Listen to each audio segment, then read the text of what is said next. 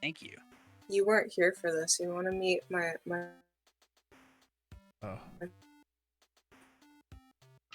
It's too powerful. It's too powerful, yeah. The One Ring. There we go. Anyways. Yeah. Oh. There you go. Oh, man. The One Ring has corrupted My computer's your having camera. a hell of a time.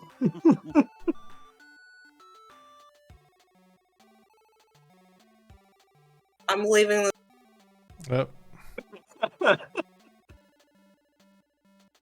This is very important to me that Ian sees and hears this. Yes. It's very cute. I wish none of this had happened. He's got better headphones. Wish this never happened. Yeah. It's cute. Then I know what I must do. It's just... I'm afraid to do it. All of his voice lines are really sad. It's one fucking depressed ass bear. Yeah. I mean, you'd be depressed if you were holding on to the Ring of Power, One Ring of Power, for quite a while too. Yeah, honestly. Huh, don't you want super cheery and happy? Here I go off on a suicide mission. Right. All right, let's see. 1, 2, 3, 4, 5, Maybe 6. they made a Sam bear. We're live. Instead of multiple voice lines, it's just different ways to say potatoes. Potato. Boil them, mash them, stick them in a stew. And with that, we're live, everyone. Welcome Hilariously back. enough. Welcome back to Roll Call. Unlike last week, I want to make sure we do this right. So let's start with character introductions first. If you don't mind, I'll just do my part first. Hello, everyone. I'm Parky Park. I'll be the DM for this campaign in the world of Særald, a homebrewed campaign in 5th edition's D&D. And let's see who goes next. There. It will be Robert. Go ahead. Alrighty. Hello, everyone. I am Robert. I'm going to be playing Tingle Rumbletron. He's a gnomish armorer artificer, and he is a amoral monster of a person. He's an ex-cannibal cultist who has recently grouped up with a bunch of new people that he was mostly using as disposable labor and a blade of armor. He's got a friend named Zubrik who's also in the party, but recently they've had a bit of a falling out because of some backstory stuff that we won't go into. And right now he's off into a little secluded village of gnomes that was hidden away from the world, and some alarm bells are going off in his head. I'm gonna say next up is Adrian. Yay, thank you. I'm Adrian. I play Emilio, the Shadowcry Drow Circle of Stars Druid. I don't even know how to introduce him right now. He's a tarot card reading, disaster bisexual little man who is now experiencing just loads of anxiety. He really doesn't like being in this mountain right now, so whoever tests him first is going to get bitten. I'm betting on who I'm going to vote next to do their intro, which is Bloodbeard. Hi, I'm Ian. I'm playing Captain Amos Bloodbeard Orst, dread pirate of some sort of seas. Stop looking at Steam, Park. Sorry, I had to turn this on, and my bad. Go ahead, continue. That's all good. Now we can rag on Park every time he stops paying attention. He is a fighter rogue multi-class. So far, he is not high enough level in fighter to be a specialized rogue. He's a swashbuckler. He is all sass and all ass. That's fucking. I mean, that's really all I got about him right now. We're heading towards Barteras Bay to run into his old nemesis, rival, like a friendly nemesis, if such a thing exists. Frenemy. Because his crew, a frenemy. Because his crew may or may not be alive still. which would be weird. And I'm gonna go to fuck. I gotta say the sexiest person in the group, but both Tristan and Dylan are very. I'll very, have to give it to very Dylan. No, I was gonna like the sexiest twunk in the group. You're not a twunk, Tristan. So the sexiest twunk in the group, Dylan. Hi. I'm playing Zubrikalumu Luisi. He is a 5th level Conjuration Wizard. One sec, I gotta Google what that means. He's a Hobgoblin. He is currently distant with Tingle. I wouldn't say he necessarily has broken up with him. They're still pretty much a loving family. And right now, he is very excited his Demon Chicken spell just worked. So he's just going off joy from that. I'll give it to the... What adjective am I using for Tristan? Tristan is he. No, I That's meant the like... pronoun. An adjective. Sure, Oh. whatever. The He. sexiest he in the group. Thank you. He twink. Hello, I'm Tristan. I'm playing Clover. They are halfling, very cheery. Not the brightest one in the group. Wants to make friends with everything, even if they want to kill them. And I'm just thankful that the party decided to investigate these glowing lights before Clover decided to try to grab onto them. I want to get out of these caves. These caves are terrible. It's just darkness. I'm the only one without dark vision. You guys all like to travel without light, so I'm just holding people's hands in pitch darkness. It's terrible.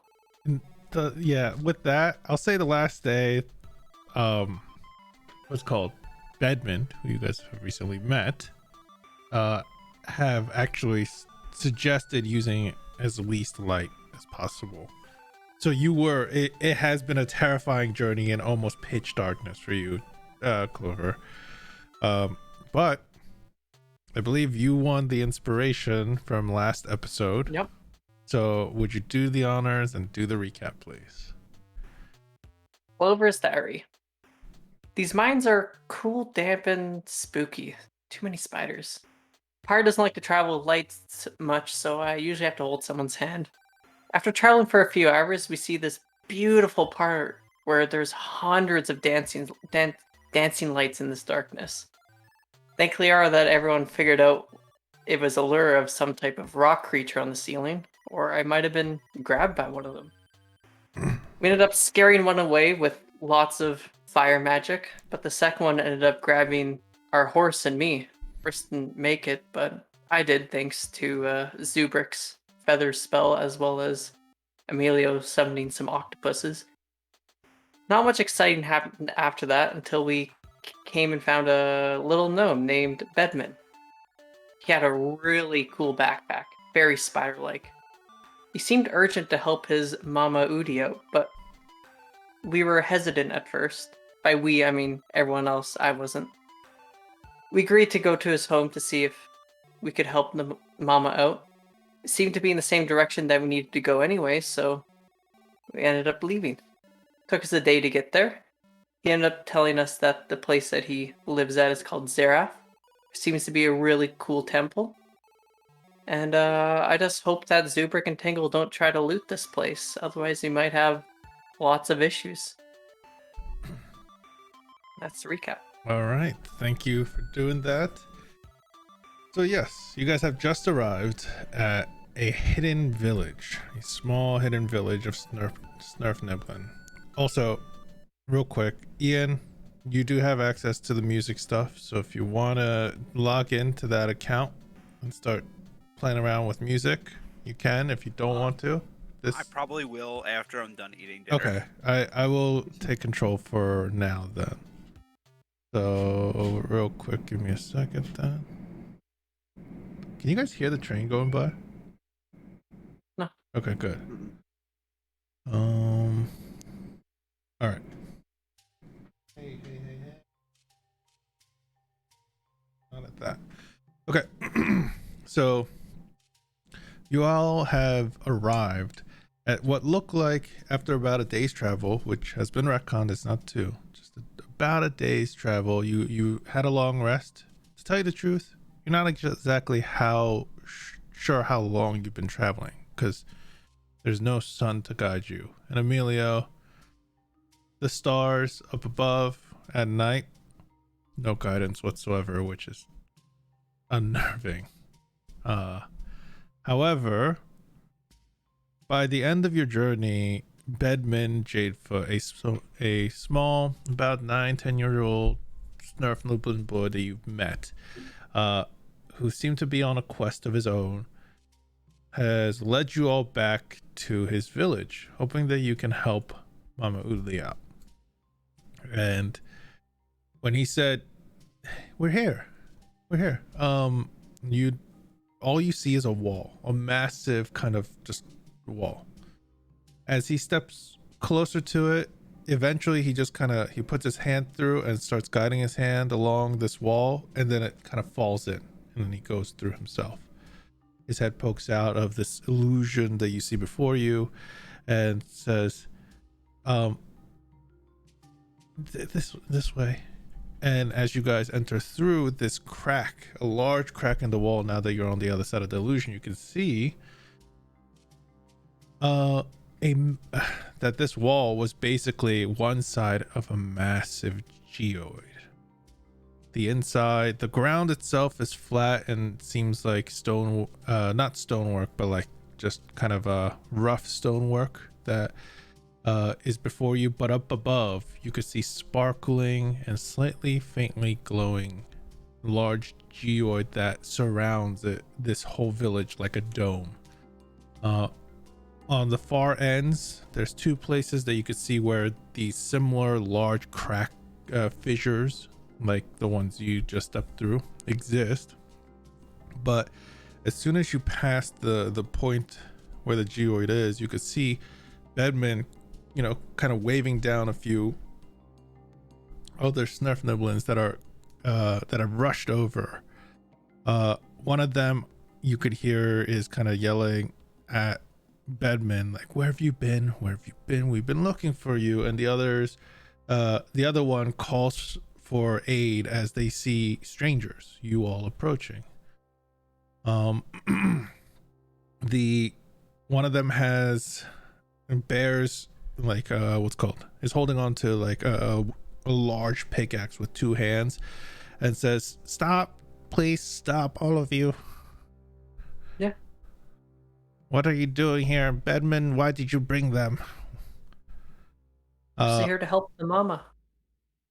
Yeah, and Bedman chimes in. He's like, they're gonna help. They can save Mama Udli. They might be able to help. You could see these kind of guards in a way. They're not dressed anything like guards. They have patches of leather armor. Their metal work is kind of shoddy but functional. And a lot of these guards so you can see have these hooked ends on their feet, like claws, and kind of a large solid pack on their back. Some of them seem to be carrying some material, but others are just empty for now. Okay. Otherwise, they have these two large most of them have 1 to 2 large war picks on their sides or on their backs, and most of them are now drawn, all kind of facing you and surrounding you at this fissure, at this entranceway. And one of them goes, Bedman, you're not supposed to bring strangers here. And he's like, I know, but they're minors or no, something like that, right? And they wanted, I heard the stories. They want the treasures that they find that we can find down here, and they have the medicine that can help us.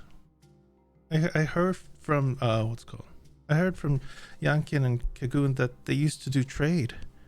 So when he says that, the others are like, look over at you, and an older one of these Svirfneblin goes, "Are you just travelers or are you miners?" Travelers. Travelers. And why come down here? You're just here to help.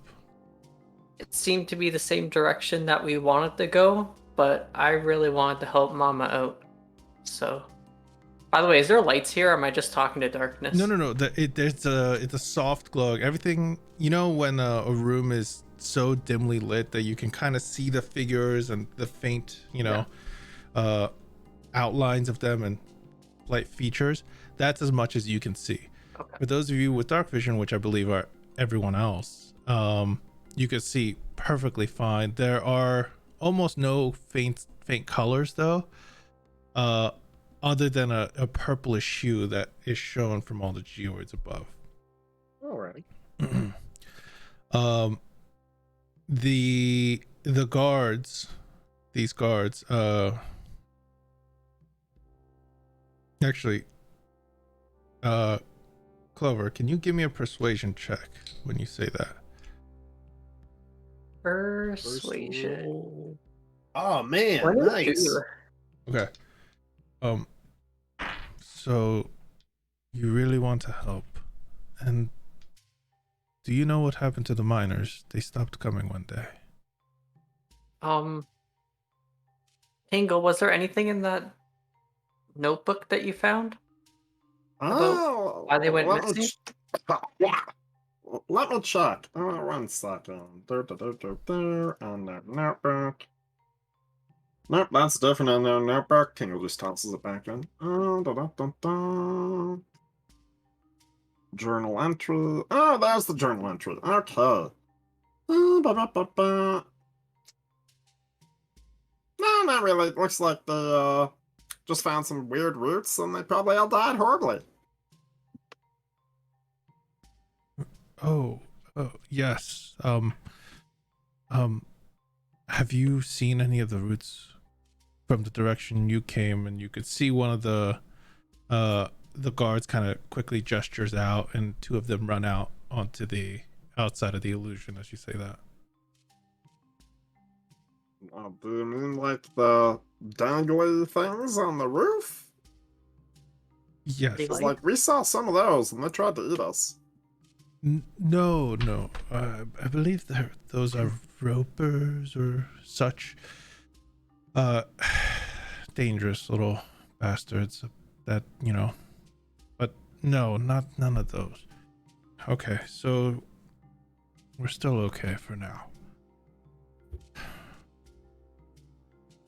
I mean, where were you all planning on going if you've come down to the Underdark this far? We heard there might be a passage to Barter's Bay through the mines, and we got a little off track. I'm not sure what Barter's Bay. The guides might be able to help you with that, but right now they're probably a bit busy. And as he says that, he glances over his shoulder. That's when Zubrik and Tingle, for sure, both of you would see what he's looking at, and the others would most likely notice but care a little less. It is not a massive, but you see in this geoid, the homes of the Svirfneblin look like large mounds where they have little entryways that kind of sink into the earth that go into these mounds. However, close to the center of this whole village, you could see a slightly larger mound that peaks above the rest. And even in this dim light, it shines quite, not brightly, but brighter. And from even this distance, you could see this greenish hue that's emanating from it.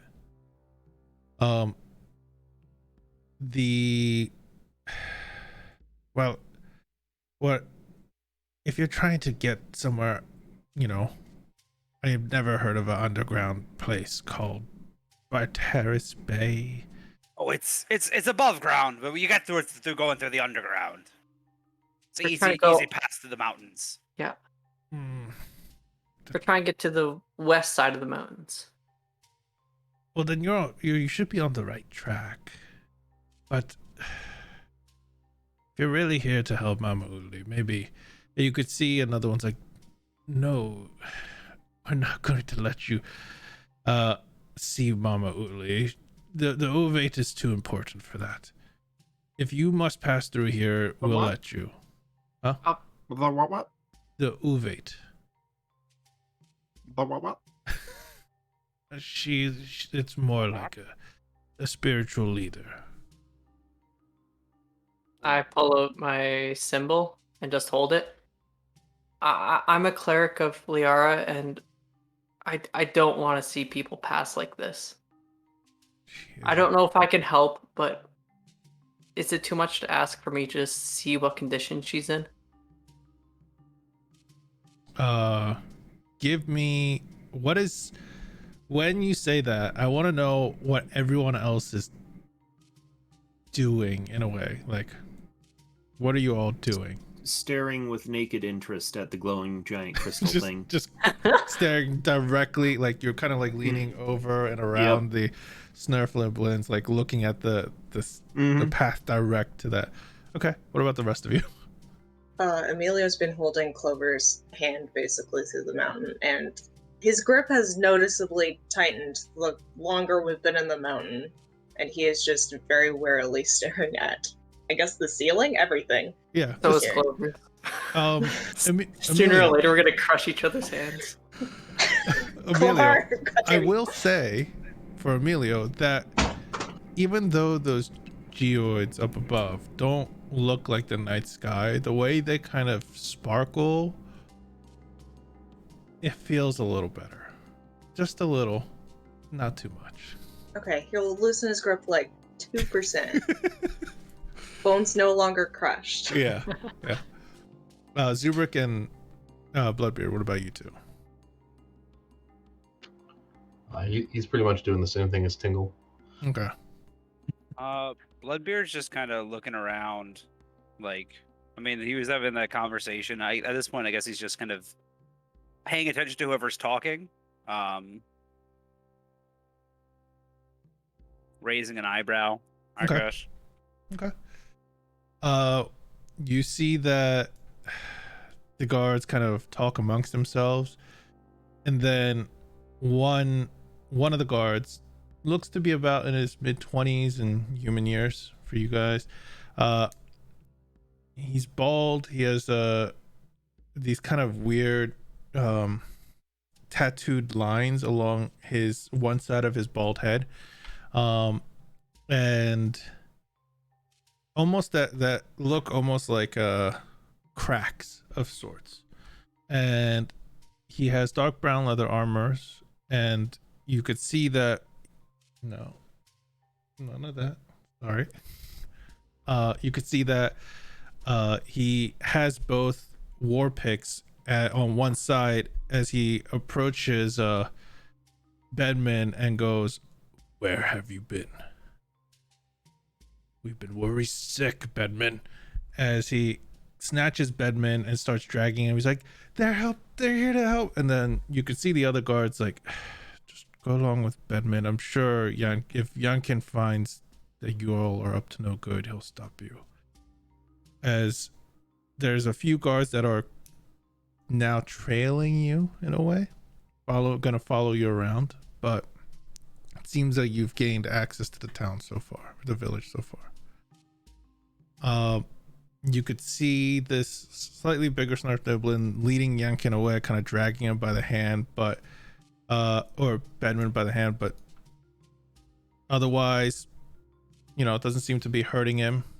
As they continue down further, for Tingle and Zubrik, you guys see the large, not the large, the green glowing kind of dome a little closer. Closer you get, you realize it's a large structure made out of numerous like cut, well decorated and polished jade. They're all kind of stuck together, and whatever that they used must be some sort of adhesive or something, because there's no way a large jade such as this size has been hollowed out.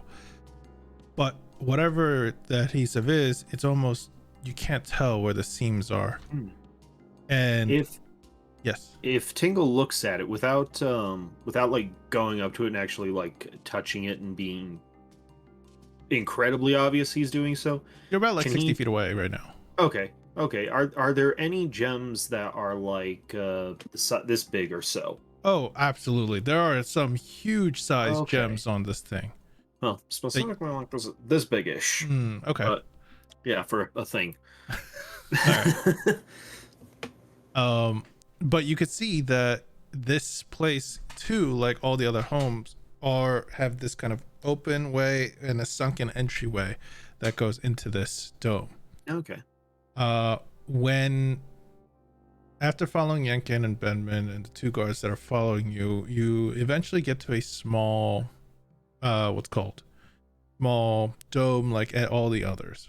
But you could see there is a older Svirfneblin lady, about 50-60 years old in age, in human ages at least, with soft green eyes and with wild curly hair that isn't really managed in any way. You could see as soon as she sees Bedman, she drops the mushrooms that she's holding, runs over and gives him a big hug. She then looks at all of you and then looks at Bedman and goes, Bedman, who are these people? And you better not have brought him here. Bedman kind of goes silent as he's looking at whoever this is. Not so sure. Is this the woman you brought us here to fix? Is this Mama? No, I am Kagoon. I take care of the ovate for now, as she is. But how did Bedman tell you about Mama Oodley? Yes. Kind of. He didn't really know too much. Bedman, you got extremely lucky.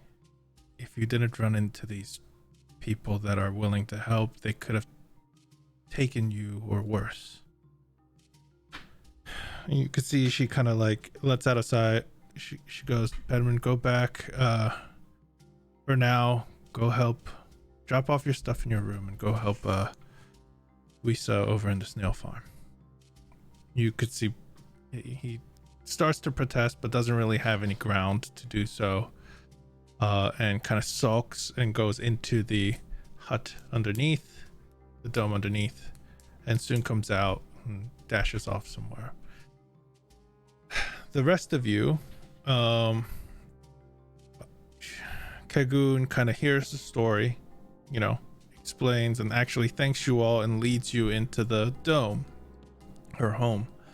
And when you go underneath, there are these steep staircase, and for anyone that's not a small creature, so basically everyone other than Tingle and Clover, it is small, tight quarters, and you have to kind of like hunch your backs, lower your heads, make sure you're not scraping the top of your heads and such. And the first room is a nice little circular entryway. You could see on the side there's more kind of downward sloping rooms that go to other places in the house. It's simple decorations. A lot of the furniture are actually made out of earth, as if it's been molded by the stone itself. And you could see that instead of like a large coffee table or dining table or whatnot, there is these woven material, almost like some of the leather that you could see a lot of the guards wearing, that's used as a large mat, and in the center of it is a stone circle, a cylinder that seems to act as a table that you could sit in front of. she gestures you all to sit and starts bringing you all something to drink, just simple water, it seems like for now. And Every time she leaves the room to grab water, Tingle does like a once around okay, to see if there's anything valuable on display. okay. Give me a perception check. Alrighty. Tingle is not great at that. Here we go. Oh, Okay, 15. I mean, this is the first room in their home. It looks like a living room from what you can tell, and there isn't really any like anything too crazy or valuable right off the bat you can see. But the one thing you notice is that there is a large, not spherical, but a flat piece of iron or some kind of metal that looks more ferrous, you know, like grayish in color. And on it is etched a symbol of a triangle, like a triforce. But on the bottom there is a upside down triangle of the same size of the triangles on the triforce that's holding it up. does the symbol match anything Tingle recognizes? Give me a religion check. Ooh. Tingle feels his thoughts start moving that direction and immediately just stops thinking about it. Yeah, you're like, oh, Yep. that might be. Yep. Nope. Yeah, that's a path he's not going down. Yeah. When eventually, after she's brought enough, and she's actually brought out what looks like these little dried, curled, almost like jerky, grayish jerky things. She's also brought out a little kind of a gem that seems to emanate a soft glow, lighting up the room a little bit more. She goes, "You please eat. Thank you so much for bringing back Bedman. And you, like you said, you're all here to help Mama Uli." I am. And I'm sure you must be some sort of gifted cleric or something if you can help her, but I think Bedman might have misinformed you all. Mama Udli's just old. She isn't sick. She's the oldest member here in the village. Bedman either doesn't want to understand or refuses. It has a good heart. He means Oh, good, wait. but he... So she's not sick. She's just dying of old age. That's what I believe. That's what the other guides also believe. And Mama Uli doesn't show any symptoms. She's bedridden for quite a bit, but she can talk. She's not coughing. There's no sickness that we are aware of. If he's told you that, like Bedman has been saying, that we need to fix her sickness before he... Sorry that he misled you. We should still just, take a look, because she might have something that Clover over here's seen before that none of you guys get down here in these caves. Or we could take their word for it and just leave. She's old. We don't really. I can She'll also be send. old. I can also send a prayer to Liara as a final gift. Well, I could go take a look, just see what's going on. I mean, since you all are here, you all can talk to her. It is, if you'd like. I'm sure she wouldn't mind a new face. She used to talk about the days that where we used to trade amongst more people, I guess. But with times and after the sickness has come and gone, we've been a little more closed off, I guess. And who knows? I mean, You said you're a cleric of Liara? She is the Uvate of Telos, so I'm sure if anything, she would be interested in talking to you. While My she's family's very close with Telos. while she's saying this, like you respond to her, but every once in a while, just from passive insight alone, you could tell she's distracted. And she's distracted because of Emilio. There's a constant glance every once in a while of kind of unsureness. But she's not saying anything other than just kind of glancing over. Either way, we have a small room that you all might be able to just fit into if you need to rest. But if you must, I am sure the guards, I mean not the guards, the diggers wouldn't like you sticking around for long. But if you're here to potentially help the Uvate, and since you brought Bedman back, I will open up my home and allow you to stay at least for a few days if you need to. I think a day at most, if any, would be very thankful. If they wouldn't mind an extra day to rest the leg, as Are you Bloodbeard injured? stretches his legs. Yes, just had a run-in with some hags not that long ago. Haven't really been able to stop since. By My the way, leg bender isn't as great as it should be. I know it's like some of the guards that have watched you walk up down here, you know, they've, at least for what's called Bloodbeard and Tingle, they would see you struggling, you know. They didn't offer any help, but since it was such a short walk, Kagoon doesn't seem to have noticed anything at all. She goes, then you definitely would want to see Mama Udli. She can help you with injuries. I am not gifted so much in healing, but I guess as a thank you, I could prepare some salves that can help hasten healing over time before you leave.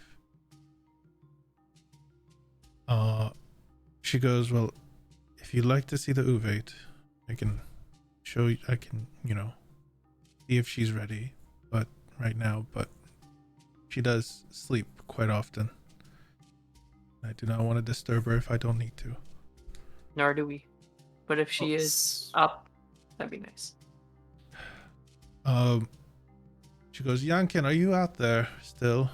You hear from just a room over, are you going to ask me to watch over them? Yes, if you don't mind, if they want to look around the village. I'm sure you can explain to them, you know, that they're here, they don't mean any harm.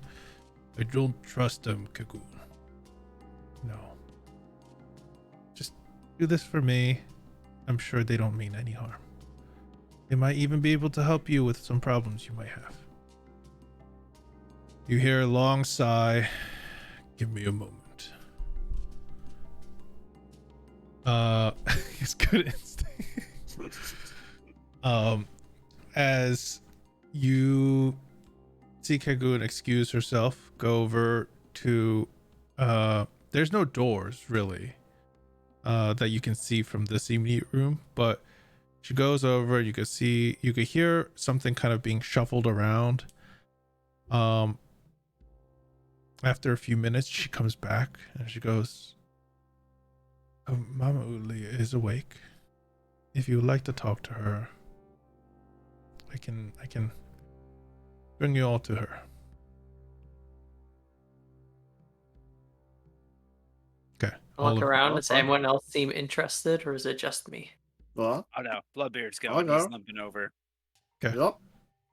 So all of you kind of agree, start to move, following her. You know, you have to kind of bend over, make sure you're not hitting your heads. After two rooms kind of that are honeycombed together here, it seems like, that go deeper and deeper. one of the room is not blocked off per se, but there are these kind of like curtains in place that gets shifted over, and you could see a warmly lit room. Unlike all the other rooms that have a ton of that don't have a ton of light, this room is more brightly lit, like a normal room would be. On the far end, you see in a comfortable bed a ancient looking Svirfneblin. Her wrinkly gray face furrows slightly as you all enter the dimly lit bedroom, and she is laying in this comfortable bed with a quilt kind of over her. As she turns to look at get a better look at all of you, her eyes go wide, and she starts to kind of like try to scramble to her feet. Kegun, you see, rushes over trying to help her, and she goes, "My lord, you live." Wait, sorry, 1 second. I need to get this voice right. "My lord, you live. Your face, who has scarred you so, shall I heal the scars?" As she scrambles out of bed, you see Kegun's kind of helping her, and she's like, "Mama, I don't think you should." And silence. "You should show him respect. On your knees." She hunches. Her hunch form approaches you, Emilio, actually, and she grabs one of your hands with her like wrinkling, shaking hands, and you can see her hands are kind of still shaking in your hand. What are you doing when she does that? He kind of just looks very confused for a second. He looks at the other Svirfneblin in the room. It's like, You could see she I know goes. she's old, but You could see she lost her goes, mind. "I was afraid of this." Since you're not doing too much other than saying like, she's old, saying like, She's senile. She lost her mind. "My lord, do you not remember? Are you not proud of us? The Emerald Temple. It is ready for the court like you asked. Are you finally ready to take us to the Twilight Lands?" I think I'm gonna need another few days. Yeah. Good work. You really, really good bang up job. Give me like a week tops. Okay. Yeah, that's my full speech. She goes, Well, I'm looking at you like this. Just Tingle is mouthing "milk it" to you. She goes, He just mouths MILF it back. "I'm so glad. Just a few more days. Wonderful." She then goes, "Oh, I am sorry, my lord. I am not like I used to be. Kegun, please help." And she's kind of helped back onto the bed where, she goes, "My apologies, my lord. I cannot stand before you, and I must sit at the scar. Who's done such things?" Yeah, no sweat. People. Underdark bears. Underdark bears? Is that what you just said? Yeah. You see that she like goes, Yeah, they're real nasty. They go right for the face. Oh, he turns to the other Svirfneblin and he's like, "What the hell is she talking about?" He goes, "One moment," and she kind of gives Mama Uli like a drink. It's like, "Mama, drink this. It'll make you feel a little better." And when as Mama Uli is kind of drinking this tea, she goes over and pulls you aside and goes, she points to a small hand-drawn picture that's not framed. It's kind of like held together by like a little like stick woven, on a hand-drawn parchment that's kind of like pulled flat. and it's leaned up on the side, and it looks like a not crudely, but like a old, very old hand-drawn picture of you. Similar, there's faint differences, like very faint differences, but it does resemble you. Okay, what am I looking at? It's a story that she used to tell us. I'm guessing you're not Lord Elizir. So Not that I can recall. I don't even know who that is. he's a lord that apparently, according to her, freed her and a bunch of her friends and family, and that helped also start this village. And then eventually that he would return to take us to a surface with brighter colors than we could ever have imagined. The Twilight Realm.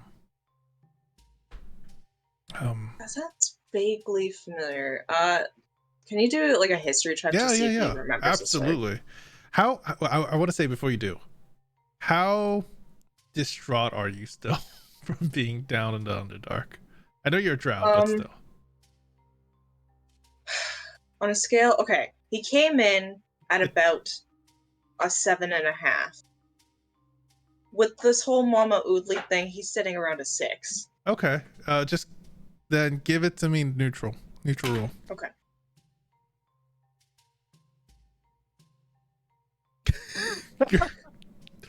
No idea. No, it doesn't sound familiar. I don't know. Yep, no idea.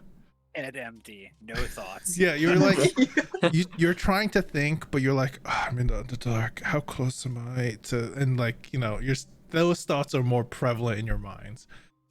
And she goes, "Thank you for playing along, but don't. I wouldn't suggest you give her false promises like you did. Please." I mean, she kind of seems old and senile. She's gonna forget in a day, isn't she? You'd be surprised. The one thing that she's pretty consistent about is how Lord Elizir will return and bring us all to the Twilight Realm. She's held on to that for quite a bit. That's an old memory, though, right? Like, me coming here and telling her, give me a week is like a new memory. She's gonna forget that in like a few hours, right? Well, let's hope so. I don't want to give her false hope, especially in her last few years, unless it's guaranteed. The consequences of my actions. Okay. But I know you were most probably meaning the right thing, right? I mean, yeah, I didn't really want to disappoint an old lady, but I also don't want to hang around here for another week, so you'll understand if I want to leave, like, ASAP, right? Yeah. Oops. Didn't mean to post that, sorry. You could see she goes, well, if anything, she'll forget, and it won't be a problem. As for your friends that are hurt, Mama Ule can probably see to one of them. She's a gifted healer, a mender of all things. As you know, she kind of pays attention to the Uvate once more. You all are kind of in this room, and she sets down her tea and she looks over to you, Emilio, with these kind of like expectant eyes still. He kind of just like gives a little awkward like bye. And when you do, she kind of like tries to like do a nod, like a bow nod when she can, even though she's sitting down.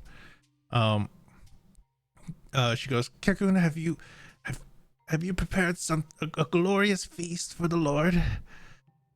I will do that as soon as I can, Mama. Don't worry, we're not staying long. I mean, I'm staying long. We already ate.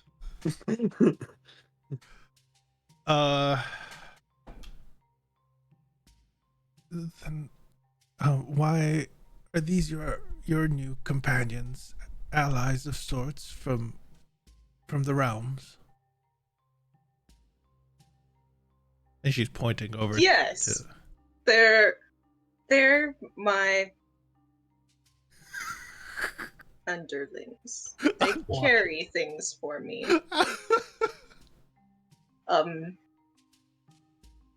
This is Clover. They're very good at healing. This is Bloodbeard. He's very good at complaining.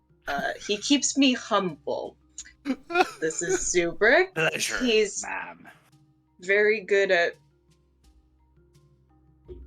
This is Tingle. He's... So, that beast. Wait, I'm sorry.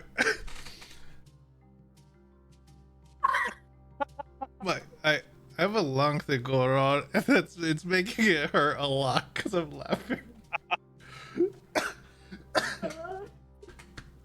Oh God! You two got You're this. literally gonna kill him. Oh no. You didn't say anything bad. You can see she's kind of like nodding along. But she's like, "Yeah, I see. Well, I'm glad your quest to go to the Twilight Realms has become a success. I'm so elated that you can join us here again for the few days before we go." And she just kind of gestures upwards when she says that. He'll lean into, like, closer to the other Svirfneblin, and he's like, does she mean die, or is this like a physical place we can go? From what I have heard, story-wise, I think it's a different place. She gestured. She's always talked about it like a wondrous, colorful place. That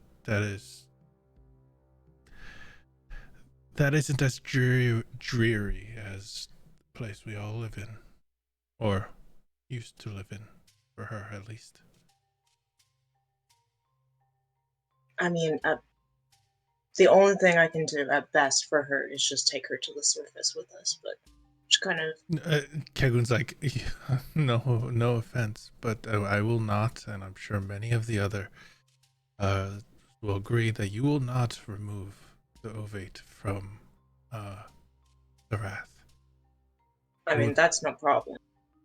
I'm just saying, that's what the best I could do for her, really. Well, at this point, you could see that Mama Uli kind of goes, "My lord, well, why have do you need any assistance from me while I can still give some?" And she kind of, bows her head when she says that. You're doing a great job just being there, but maybe you can help out old Bloodbeard the complainer over here.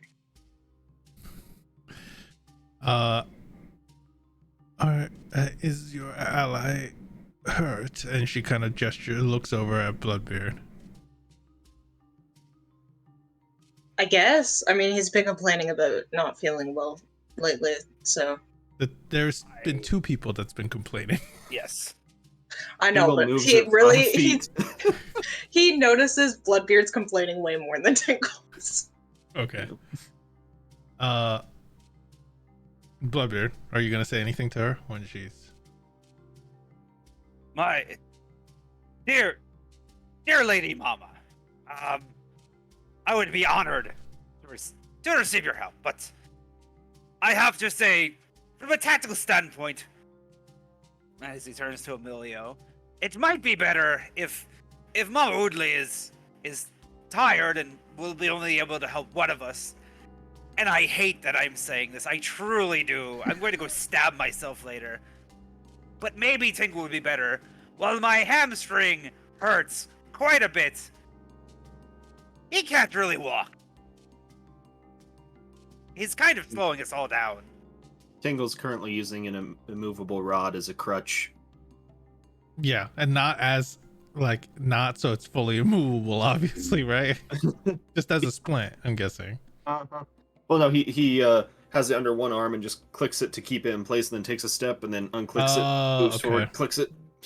Yeah. To Emilio would turn to Bloodbeard. He's like, such a noble decision. You are no longer Bloodbeard the complainer. You're Bloodbeard the noble. Tingle, you're the complainer now. Congratulations, you've been promoted. I don't think this is a very good. Tingle walk forward anyways. You walk forward, head down, annoyed with your new title that's bestowed upon you. He wants to complain about it, but he can't. He literally he can't. would be. You see them Mama Uli kind of look over towards you, and you could tell she's just, when she looks at you, she's seeing what's wrong, she's looking at any of the possible things that might be wrong with you, and she asks you a few questions. You tell her basically you have a broken leg right now, right? It's the leg. Like, seriously, it's the leg. You don't have to look at everything else. It's the leg. Like, below the knee, it's the leg.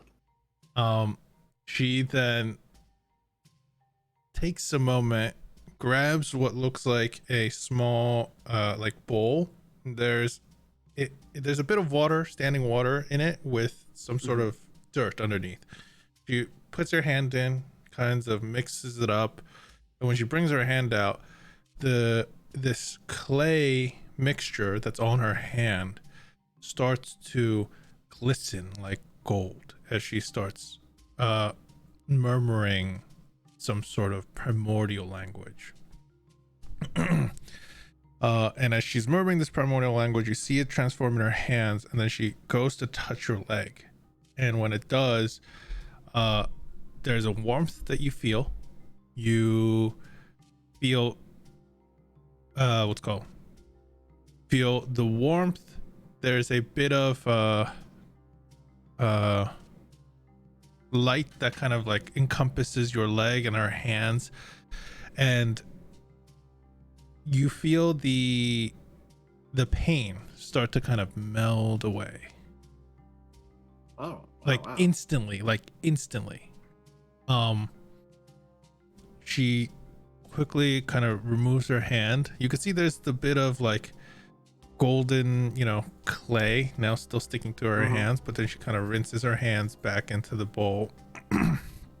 And when she finishes, that, and just looks back at you, she goes, "Are you feeling better, the complainer?"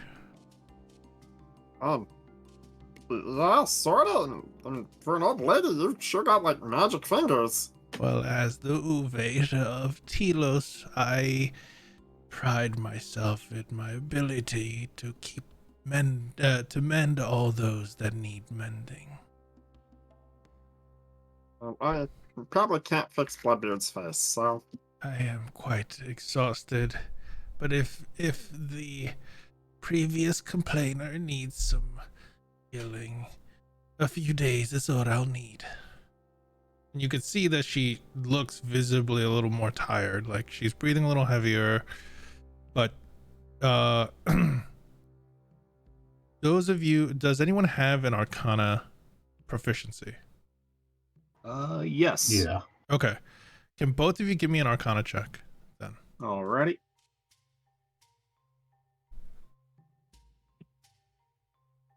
Nice. Okay. Big brain Zubrik over here. So Zubrik, you would know that she has just cast, at a minimum, probably like a 5th level spell. She's a very, a capable spellcaster. You're not sure what more she can cast. Obviously, because of her age, it takes a toll on her body, but she has a lot of magical knowledge, it seems like. More clerical and religious based, but nonetheless, magic is magic. As you see Kagoon kind of start thanking Mama Uli, telling her that she needs to rest, she looks at the rest of you and goes, and quickly kind of whispers so Mama Uli doesn't hear it. So do you think you can help her? I know it's probably a long shot. She's not sick, like I said.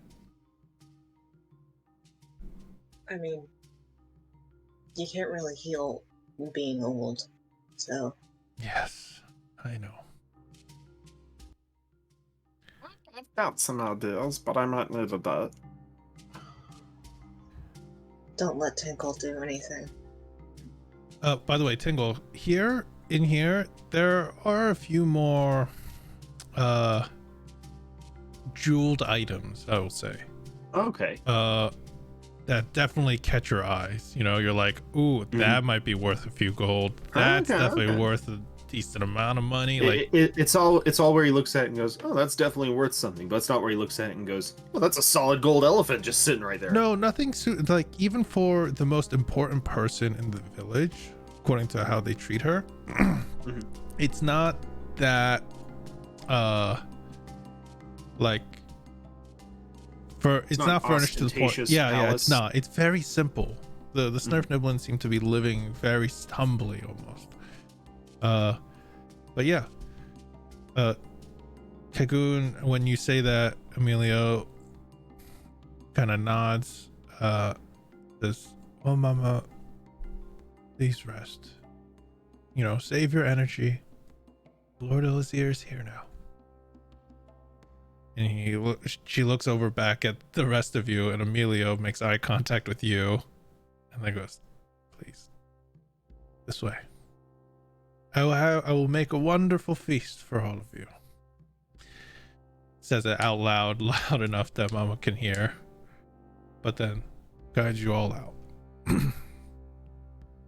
When she guides you out, she shows you a room. You have to go back to the living room area, and leads you down a different pathway to get to a small, pretty empty room. There isn't much, not even beds as you would call it. It's just a floor. There's some storage stuff on the side, but it's clean. You know, the floors are flat. She goes, you can all rest here. You need some food. I don't think I can do a feast, but I can provide a simple meal if you need it for the next day's travel. Otherwise, you're free to look around town. Yankin will keep an eye out on you to make sure none of the other diggers bother you all. Thank you again for bringing Bedman back.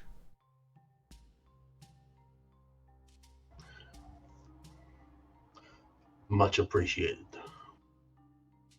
And she kind of leaves you to it. I kind of want to walk out when she leaves to talk to her real quick. Yeah. She walks out, you follow, and kind of stop her. There's no way, by the way. Okay, I'm gonna whisper it to her then. Okay, you just kind of pull her aside and whisper. As much as our drow leader here hates to admit it, he can't read, which is why he has a lot of trouble with me. I am a record keeper, a cultural historian.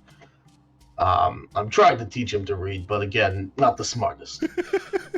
Do you mind if I maybe get a few words from Mama, get some stories I could write down into my book? Oh. He's currently holding my book as a childish thing. He took it from me, won't let me get it back. Do you mind? Is that possible? Of course. Can you at least give her until tomorrow? Casting such a spell always kind of wears her out for the rest of the day. That should be fine. Just let me know when I can go and speak to her and record whatever cultural story she has to tell. Of course. But this is the least I can do. Much appreciated. She does leave you be. She will, by the way, if you are gonna stay in your room, she will bring you a bit of like stuff to snack on, like those kind of dried, weird, leathery, jerky things and whatnot. But otherwise, she leaves you all in the room. I forgot to say, Emilio, you would recognize what those jerky things are. Dried What are snails. Oh. Yeah. Oh, he's cool with that. Yeah, cured dry snails. They're kind of a nice thing to eat for, the Underdark folks. Yeah, he's kind of just like nibbling at it, mostly because he's still nervous about being here. But yeah, he likes them. So you guys are all in this room. You could see right outside the room. Yankin is in the other room, connected to this one. There's no other rooms that connect to it. It's just one of the farthest rooms out. But otherwise, you're free to talk. Yankin doesn't seem to be eavesdropping, other than just kind of keeping an eye out, make sure none of you are leaving without him. Tingle holds up a little a can that pops out of his armor. Does anyone want a bacon shake on their jerky? I mean, they taste fine the way they are. Okay, more for me. I totally forgot Emilio was a vegetarian person. Oh well, I guess he forgot too. He's just eating it. Yeah. So what's the plan for tomorrow? Are we just leaving then, since there's no one here to fix Well, any actually, more there of this? was a thing I wanted to speak with you in private about, Zubrik.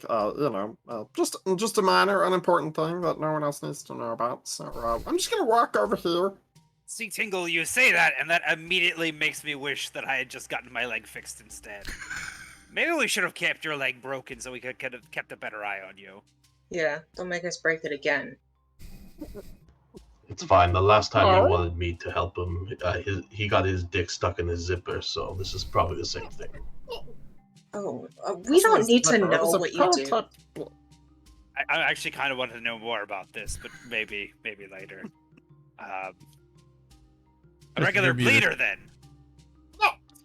No, it doesn't have teeth. Your zipper didn't have Right. teeth. Is it a clipper? Tingle Did you just clip turns your around. dick off, lad? He's just walking away. I'll follow Tingle, I guess. Okay. When you guys, I'm guessing you will do it in this room, because if so, it's a small room.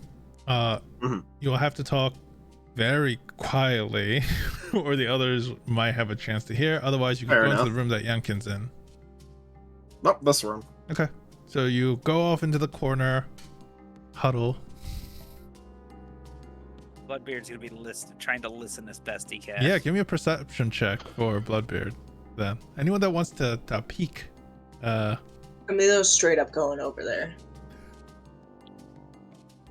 You two huddle. Emilio kind of walks up, stands near you two.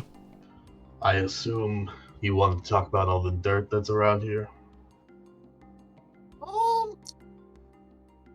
Yeah, I was thinking about it. I mean, the room's kind of like warm right now, and it's a little uncomfortable, but I guess it could work. I was kind of thinking that, there might be, well, this place is pretty old, and I was kind of wanting to go for like a run. Maybe there was like a fun race now that my leg is fixed that we could maybe find around here. We could. I do have to. I'm going to see Mama tomorrow to get some stories written down for my book, but we could go for a run if you'd like. It does twinkle a lot around here. Oh yeah. Tomorrow were you thinking of giving Mama Uli one of those patented Zubrik twinkle smiles? It's so weird, especially with the comment. Never mind. Bloodbeard's trying to figure out if most- they're talking in Thieves' Cant, which he is proficient in. Yeah, you guys aren't talking in Thieves' Cant, right? You're just We're talking not in some fucking We're code, not right? proficient in Okay, thieves' cants. No. But Bloodbeard, I will allow you to give me intelligence check. He's not very smart. Investigation. He's not very smart. That could work, Tingle. I just 1 second. I just need to rest for today, obviously, and we'll go on that run tomorrow. The exact same for me. We're just on the same page here. Yes. 1 second. It's like the only time we've ever got to use the. I No, know. That's the second time, actually. You guys have The used it second before. time? Yep, I remember Okay. you using it before. Now that we're using it, I think we need to add a few more. A few more Yeah. words. I'm looking at it. It's like, oh, this is a year old. Jeez. We made this on June 14th Yeah, of last year. yeah. Oh man. You have used it twice so far. Yeah. Valuable time. And Emilio's being just a huge asshole. Yeah, Emilio was standing right next to you all listening in on this. Yep. Oh, hey. He's already lost interest. Literally the biggest. I'm gonna need my book back, Emilio, just for the night, at least. Alright. Can I have it back when you're done? Yeah, of course. Okay. I'll give back the book. Okay. A large tome, you know. It's returned to you, Zubrick. Personal belonging. So, you all can either spend just the whole time here until you all feel tired enough to go to sleep and just have a full long rest in this single room, or you can go out and explore and talk to other people if you want. It's up to you, however you want to do it. Go look at things, whatever you want to do. Oh, I've had a long day, so I'm just gonna turn and bye. Do you just go to sleep? We You guys like, okay. It doesn't matter what you do. Like I said, it really doesn't matter what you do. Sleep, Tingle's sleep. wanting to be up and active early. Okay. Clover, I was thinking about taking a little bit of a stroll around town. Seeing they were talking about some other things going on. Maybe we could do something to help out to repay them for their kindness, and also to make up for whatever heinous thing that Tingle is planning with Zubrick. Are they planning something Oh, already? 100%. 100%. And like Bloodbeard starts like talking, like he starts talking in Thieves' Cant, and he's talking about like, so like, oh yes, the rain on the plain in Spain is quite insane. And he's just like saying all this stuff, like doing these hand motions, like these taps and things. It's a code. They're talking in some sort of code. It's not Thieves' Cant. It's some stupid thing they've made up. That was a obvious code? enough. Not as Yeah. poetry. They're talking No. about dirt and running. By the way, both of you Yeah. that are in the room hear this. Oh yeah, Bloodbeard's talking about this Yeah, yeah. in front of them. Like, I mean, obviously, like they're talking about things that are twinkling. There's a lot of things that twinkle around. Dirt. I mean, gems are made of dirt. I don't know what Go for a Run is. Maybe they're casing the joint. They're doing some shit though. I Amelia's don't gonna know the whip ex- around. Are you guys planning on casing the joint? Are you? Now I'm planning on going to sleep. You hear a So, shuffle you at the and your fucking doorway. sleep. You hear a shuffle at the doorway as Yankin has made his way closer. Doesn't say anything. So Bloodbeard you wouldn't immediately mind- changes topic. Bloodbeard like puts a hand over Clover's mouth. So, Emilio, I've done some pretty heinous things in my day, but that poor old woman, I don't think she's gonna forget. I know. What have I done? Oh, You shouldn't mess with Mama Uli like that. I know. My Is mother he would talking be through so the upset. door? Yeah, well, no, there's no door. I said doorway. Oh, okay.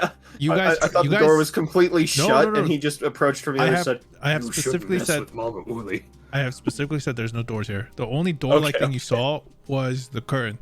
That also Okay, cool, means cool. there should be no doors to any of the huts. These domes have no doors. For privacy purposes, I will conjure a 3 foot by 3 foot half door. You conjure one up and you just kind of like try to put it in place. By Like the a way, baby gate, all it's- extended. it's not even like, remember, it's not a 6 foot, 7 foot doorway. It's like, it's already like a 4 foot doorway. Oh, beautiful! I blocked most of the door. Yeah, when Yankin goes, when Yankin sees you doing that, he grumbles something about outsiders under his breath. Don't see why Kirkun, and grumbles off. I don't know what his problem is. He's the one outside. Ooh. I didn't mean to start something with Mama Oodley, but now I feel like we have to do something for her. I mean, I was going to try to do something nice for her anyway, but I don't know if necessarily getting her hopes up for a salvation that isn't going to come is the nicest thing. And who is this Lord What's-His-Face anyway? Do you have any idea who that is? You would have heard the name Lord Elisier. All of you. Yeah. That's Arrow history. You can, but give it to me with disadvantage because there's a reason for it. Yeah. I mean, you've heard the name somewhere. It probably has some ties to the Underdark. I'm at a +4 to that, just in case it helps. +4. Yeah, you would have heard something about it in the Underdark, but it's you're not sure if it's a real story, like a historical story. Okay, all right. Was some sort of like legend. Pretty weird that she thought all drow looked the same. I didn't want to say anything back then, but Yeah, I don't want to say anything either, but she's kind of racist. yes. Well, she's probably just kind of senile and easily fooled. Yeah, but if we knew she was gonna die tomorrow, I'd say we can just, like, I don't know, throw some kind of thing where she thinks she's getting taken to the afterlife and then she dies, and then, you know. Well, keep her hoped up till we leave, and then maybe she will die after we leave. I don't know. I don't Yeah, well, kind of we're leaving heartbreaking, tomorrow, disappointing. right? Yeah, she'll probably die happy. I Yeah. mean, unless we find something to do here. There's We're got to be lea- something we could do to make it more worth our while than just having Tingle not have a broken leg. Well, there's probably absolutely nothing to do here, and after tomorrow morning, we should probably just leave. They do seem like a simple people. I'm not too sure there's anything you can steal from another family house or anything. Oh, yeah, there's Bloodbeard. absolutely nothing. You're not gonna find any family heirlooms, Bloodbeard. I'm not too sure what you're trying to impose on us here. Again, And I'm certain that take these it from the caves rich made of or for gems dead have people. absolutely no valuables anywhere in here. See, that's the thing that concerns me. I know you're up to something. I don't know what it is, but I swear on the 9 hells, if it turns them on us, I will break both of your legs. It's not very noble of you. I never claimed to be noble. I thought it was an ironic title. Yeah, by the way, sorry, Zuberg, I couldn't come up with anything. I kept thinking about the fact that you only do drugs, and I got really scared of saying that out loud, so... Zubruk the well-lubricated. Tingle, I'm not sorry. Ugh. I'm gonna go to sleep. You hear the door kind of pushed open slightly. If you need me, I'll be nearby. Seems like you all get along so well. For You such said that really ominously. for such do-gooders. Are you gonna kill us in our sleep? Why would I do such things? I have no need. You've come here to my town, and you will leave like most others do. Unharmed. I fucking hate it down here. Tingle We wants need to- to leave tomorrow. If Tingle can, he Grab wants to do an Emilio for insight that. check specifically on the unharmed Go part for of it. that. Absolutely go for it. Okay. Insight. I really love that you guys bad. do insight checks. I know players that don't Oh. do insight checks at all. So yeah, okay, 18. Yeah, I mean he does seem like he means it. There's a bit of him trying to toy with you, it seems like, from what you can tell. Like he's being a bit playful. He has a smirk on his face when he says it. So he's a bit of a dick, but he's probably not planning to cook and eat us. Okay. Yeah, so he's not you, I guess. Normally you knock on the doors before you push them open. We don't have doors here. So sorry. This man.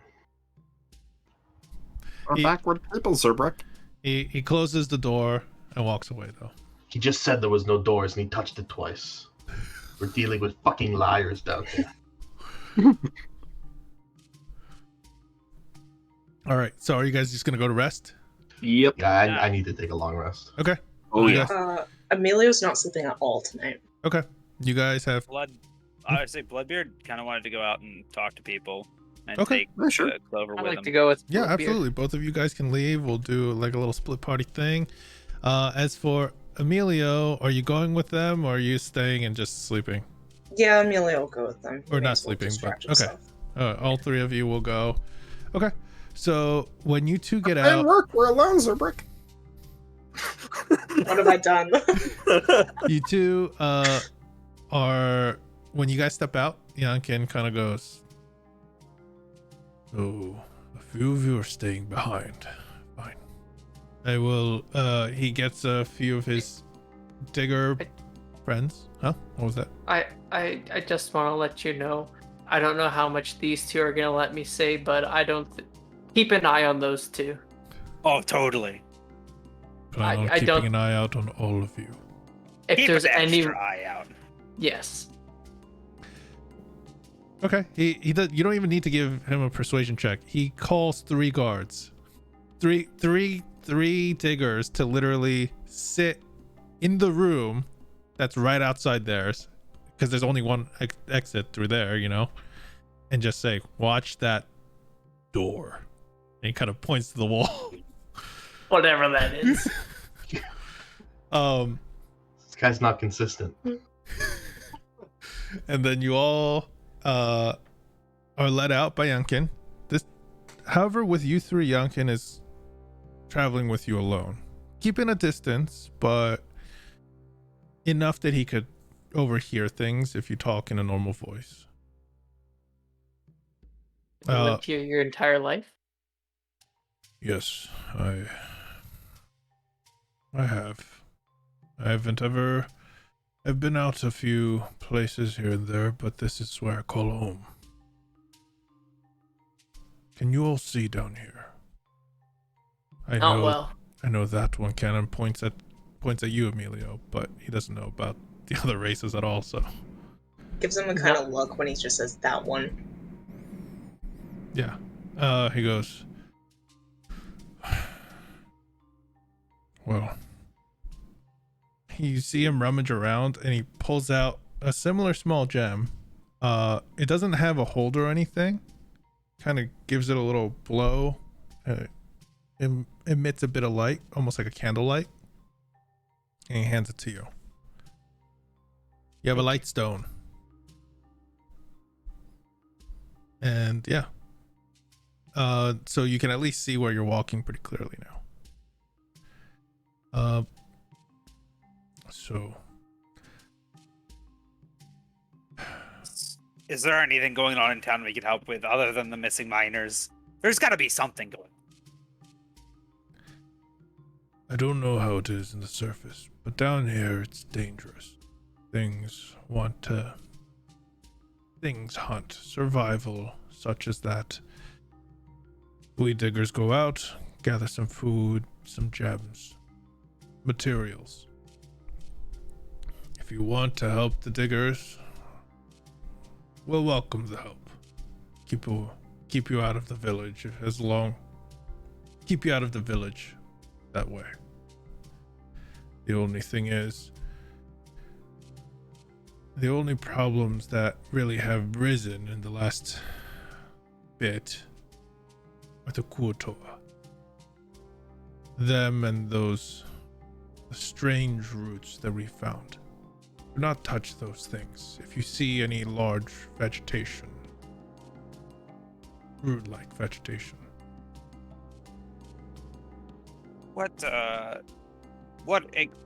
These roots? What do they do? Are they poisonous? Are they alive? Sorry, I mean, more so than regular plants. I wanted to ask you, Ian, did you almost say ichthysol? No. Because I know Robert, I know that's what you're probably thinking, right? It Okay. crossed my mind. Yeah, it's the Oscar God thing. That was created last time. No. They're large. I believe those things are called trees. If I remember, it's right. Tree-like roots. They're colorless, from what I can tell. But I've seen those things consume plants. I mean, not plants. Consume creatures, insects, fish, other gnomes. It's not pretty how it always how it ends up, though.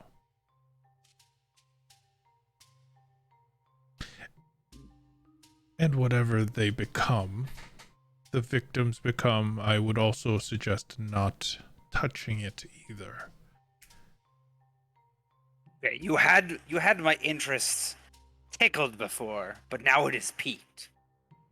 They become something else? These roots turn things from one thing into another?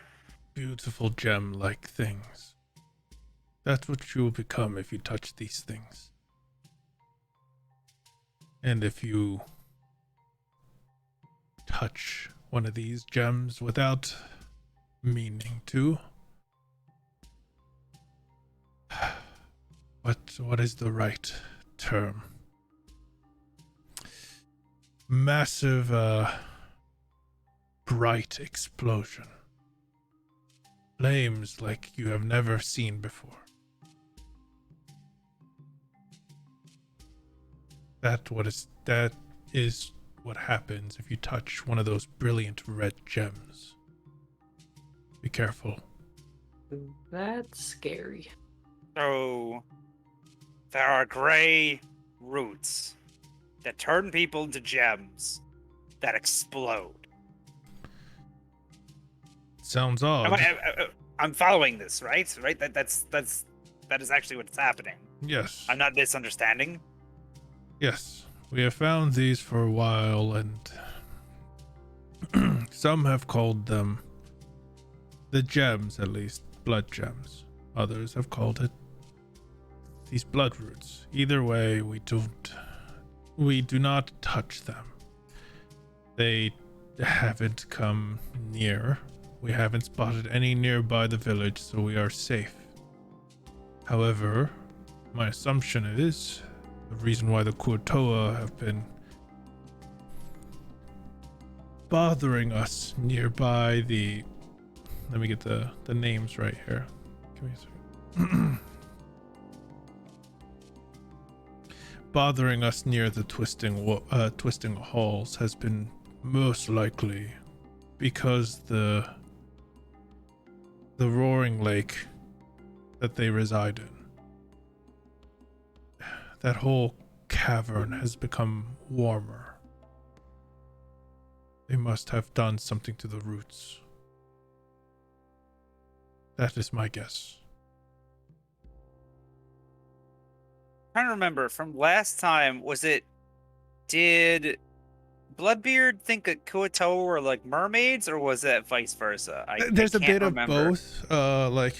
Because I remember I did a check and the Kuotoa came up, but I couldn't remember if Bloodbeard thought they were like mermaids and didn't understand why everyone was so weirded out by them, or if it was the other way around. I really can't remember. I think it was feel a like bit it of makes both. sense. Like lore-wise, you would have heard stories of people, sailors mistaking Kuoto as mermaids. Oh, the mermaids were just Kuoto all along. Oh, okay, that's yeah. Like, I don't know if you guys watch One Piece, but like when Luffy draws the mermaid, when he hears about one, it's fish head and a human body. Like, it's that. Like, that's what people are like, oh, that's what a mermaid has been all along. Like, that's where some people believe.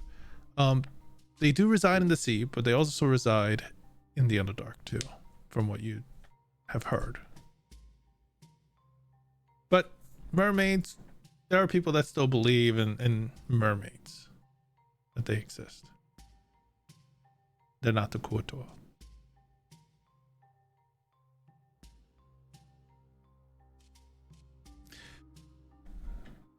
So is that all?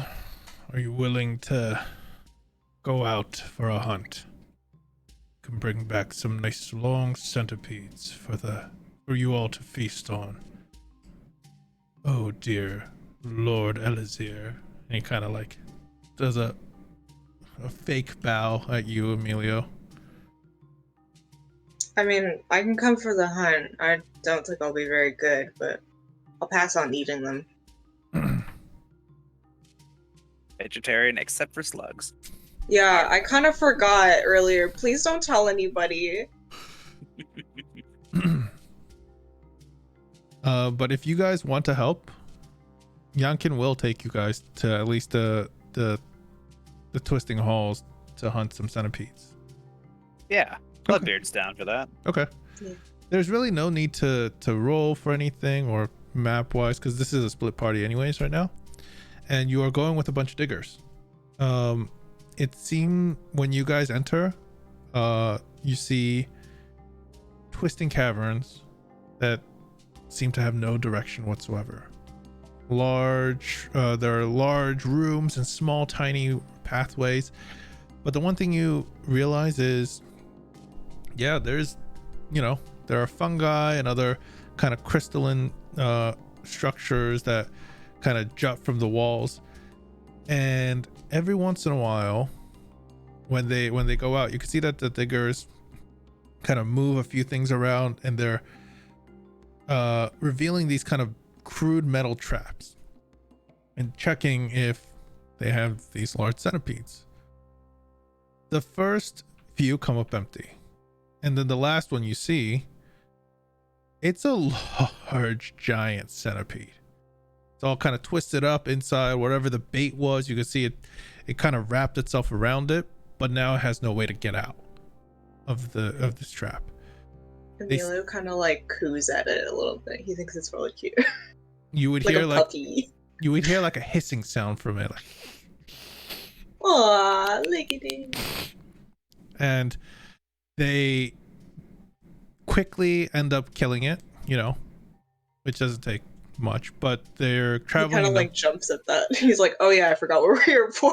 Yep, they're hunting these, and they have traps out for them, and they reset the traps, and you can see they put these large, they're not really large, but a melon-sized snail, like shell and all, inside, and stick it to the top of the traps, and that's what the bait is. The snail can't seem to get itself free once it's in there, but those are the baits for these things. And they eventually bring the centipede and the few that you catch back. You guys will learn that these things have, they're venomous. Yankin goes, what's called? They eventually treat the venom, and they start their, coat their weapons in them. But otherwise, they're venomous. You're not explained exactly what it does, but apparently it helps them prey on the snails. So yeah, after about like a few hours of doing that, you guys are brought back to the village. Yankin doesn't thank you, but he does bring like half a centipede to the to Kekun along with you guys, so she can cook it up for all of you if you want to eat. Otherwise, not much else. During this time, I'm gonna, as we're like, I'd say walking through the caves, holding Emilio's hand. Are you okay? Your grip has been quite harsh recently. Oh, yeah, I guess so. I don't really like being underground. That's fair. It's scary. What are your thoughts on this whole Lord thing? I don't really know. Honestly, I probably shouldn't have said anything. My mother always taught me to respect our elders, and I kind of thought that maybe playing along with her would get us out of here faster, but now I just feel bad, because now she's expecting something. I think I would have done the same. Maybe But we that- can still do something, you know? Like, make her think that something is happening. I don't know how, though. And obviously she would wake up the next day and realize that none of it actually happened unless she died that night, but I don't want to kill the old lady. I just want her to die peacefully in her sleep. When you guys are saying this out loud, there are a few diggers, and some of them obviously shuffle around, uneasy that you're talking about Mama Ule like that. They tense up. We mean no harm to her. It's just she's old and fragile. She's Not the much we can do. Uvate. She helps all of us. She's the oldest member here. If you dare touch her, none of you will leave here alive. All right? Yeah, we're not gonna kill her. We just kind of want to do something nice for her.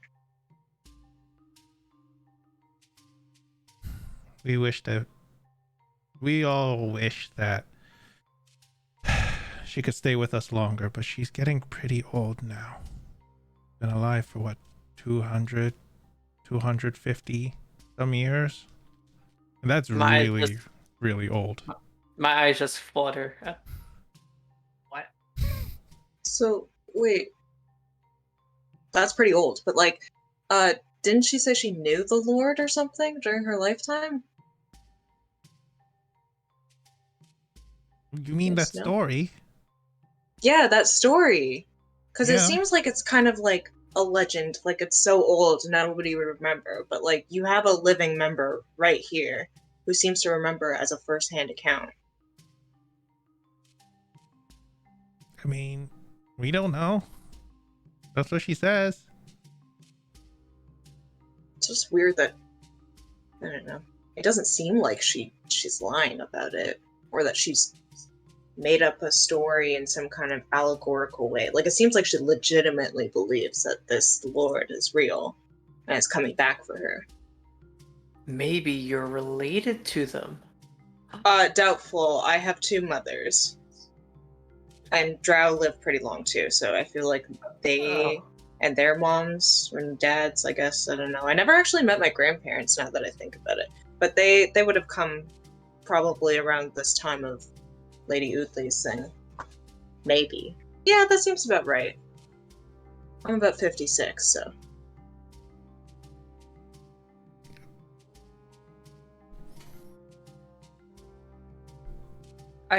Miners. I don't know I don't know your names, but We're diggers. diggers. This Emerald Temple, this thing that's supposed to take you to the Twilight Realm. Something Is like this- that. It's meant to be a Is temple for Telos now. Okay, is it okay? Never mind. Also, I know we're like diggers, but I have a name. You never said it. I'm Clover. I'm Snurb. Nice to meet you. Nice to meet you, Clover. Yeah, but the Emerald Temple, it's cool, isn't it? We go out. It is. We used to go out, finding more emerald stuff. Kind of hard to find though lately. I think we've started to run dry. But the guides, they don't mind. I think the temple's basically complete at this point, so. I'm not really familiar with this Lord Elazir story or whatever. What was the temple built for in regards to everything? Well, Mama Udli, I remember her story, and it's supposed to be a gift or something for the court. A payment or something so we can all go to the Twilight Realm. No idea. Probably, That's, bogus. yeah, that seems kind of sketchy that this guy was asking for some, like, court temple thing as payment. I mean, how do we pay with a temple? Yeah, that is really weird. But now the guides, healers and seers, they use it as a temple to celebrate Telos. Well, it's nice that you guys have a use for it, I guess. And you don't have to give it to this random guy. I mean, That guy seems a little selfish. even Yeah. Mama Uli said that might as well use what we can to give honor to the gods while we wait for Lord Elazir. Oh, wait, what happens now? Because I started acting like. Can you guys still use it? I don't know. How am I supposed to know? I will make sure that if she says something, I'll be like, yeah, that's your guys' temple now. But don't touch. It was a. Don't yeah. touch the emeralds. Yeah, I'm not gonna touch anything, honestly. I just want to kind of leave. What, you don't want a big, and you could see that I'll say like this is happening while like there's like a small feast going on, you know. The diggers that are watching you have joined in and such. Bedman's even here and enjoying some, and he's like, what, you don't want some of this? And he's like kind of picks up a large leg and kind of flicks it at you. No, I'm kind of a vegetarian, except for snails earlier. Here then, he kind of grabs over a plate of mushrooms that are cooked in different ways and brings it over to you, slides it in front of you. He'll just kind of like pick at it sadly. Okay. Bloodbeard's The like mushroom eating, farmers are great. He's like chewing on like a centipede leg, just kind of like looking at Emilio, just sort of reveling in this entire situation. The mushroom farmers, they do a great job, you know. They raise all these big mushrooms. Look at this. How can you not like this? Shovels one in his mouth. I mean, they look great. I just don't really have an appetite, I guess. Man, a sour lot you all are. Well, Clover isn't. Yeah, Yeah. they're a bright bunch. Look at you. Look at the rest of you. What are you doing? Yeah. And the two of you are what, buddies that came? What happened to them? Why aren't they here? They're. I don't know. You know what? I'm gonna close my mouth before I get into trouble. All right. Well, maybe we can grab them. Bring them to the feast. I mean, if Tingle was here, he'd just be turning everything to taste like bacon. I mean, that's harmless compared to what else he can get up to. I know, but I'm kind of enjoying the peace right now. All right. So you guys enjoy this like small little feast, all crowded around this living room, with a few of the diggers and Yankin and Kegun and such.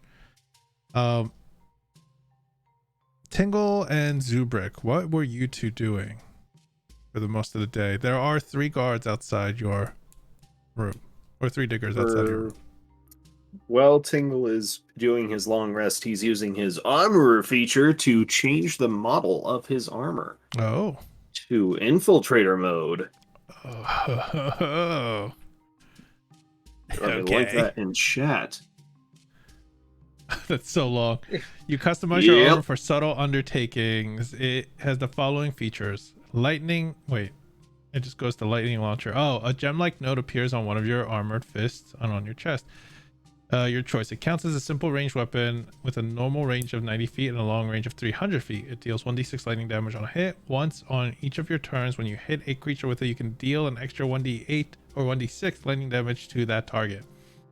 And powered steps. Your walking speed increases by 5 feet. And I think second skin is also a part of it. Yep. Your armor's weight is negligible, which we've already kind of did that for a while. It becomes form-fitting and wearable under clothing. That part... That's fine if it's not, but yeah. The big one is the stealth at the bottom. Yeah, you can wear bulky clothing over it, but not like just like a sweatsuit. Yeah. So Tingle's been holding up with his base suit of armor propped up, modifying little circuitry and rune designs on it, and he's like, no, carry the 2. Why would I connect that? No, that goes there, that goes there. No, that doesn't go there. No, God, no, don't do that. He's just doing that for like 3 hours. Yeah, you're resetting your armor basically, like to a different form. And Zubrik, what about you? Before he goes to take his long rest that he needs. He hasn't done it in a while, but he's going to remove the gem from his lantern. Okay. You take your lantern, the gem out of your lantern. You place it in front of him. Okay. And he's just gonna kind of meditate with it, concentrate on it. Okay. The gem, it's crystalline, right? What color is it? It's like a light red on the outside, but closer to the center, it gets like a deeper red. Okay, so like a rose diamond on the outside to a ruby color on the center. Kind of, yeah. Yeah. When you take it out, you see that similar shimmering effect of where the cuts would be. They're kind of shifting and morphing, you know, to different shapes and cuts, showing different patterns and designs, almost as if it's constantly shifting. And what are you doing with it? Sorry.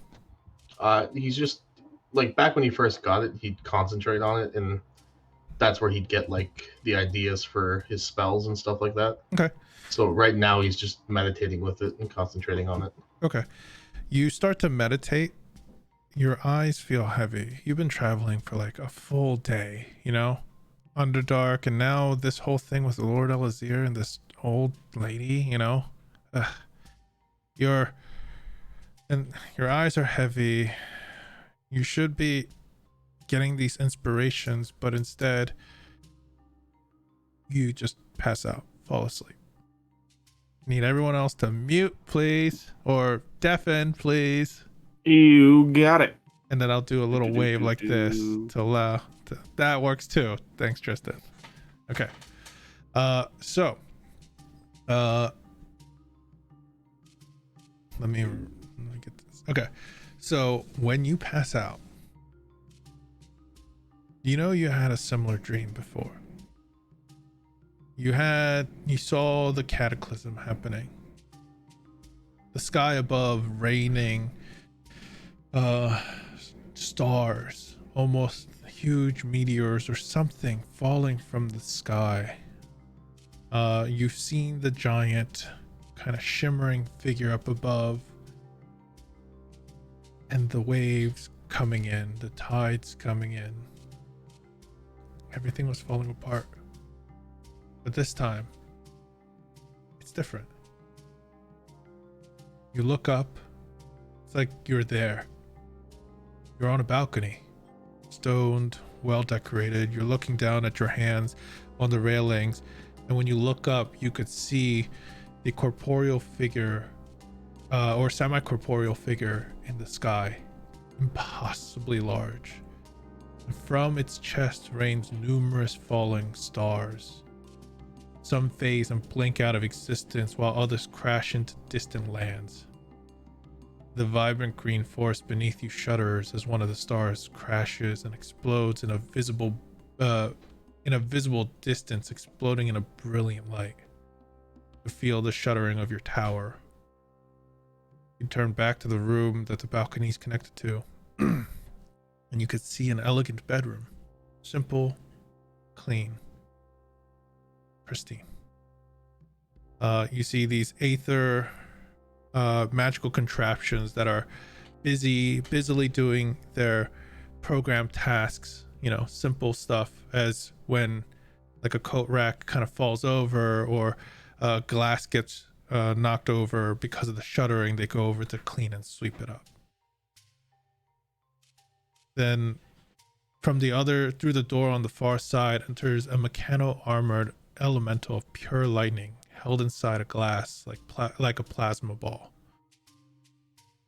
Then you hear from your own self, it's not complete. It looks like I'm out of time. As you take a step into your bedroom, your vision kind of goes dark as your foot steps through the floor and it feels like you're tumbling. And then you wake up.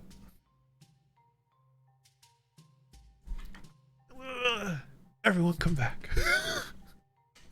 Everyone come back, please.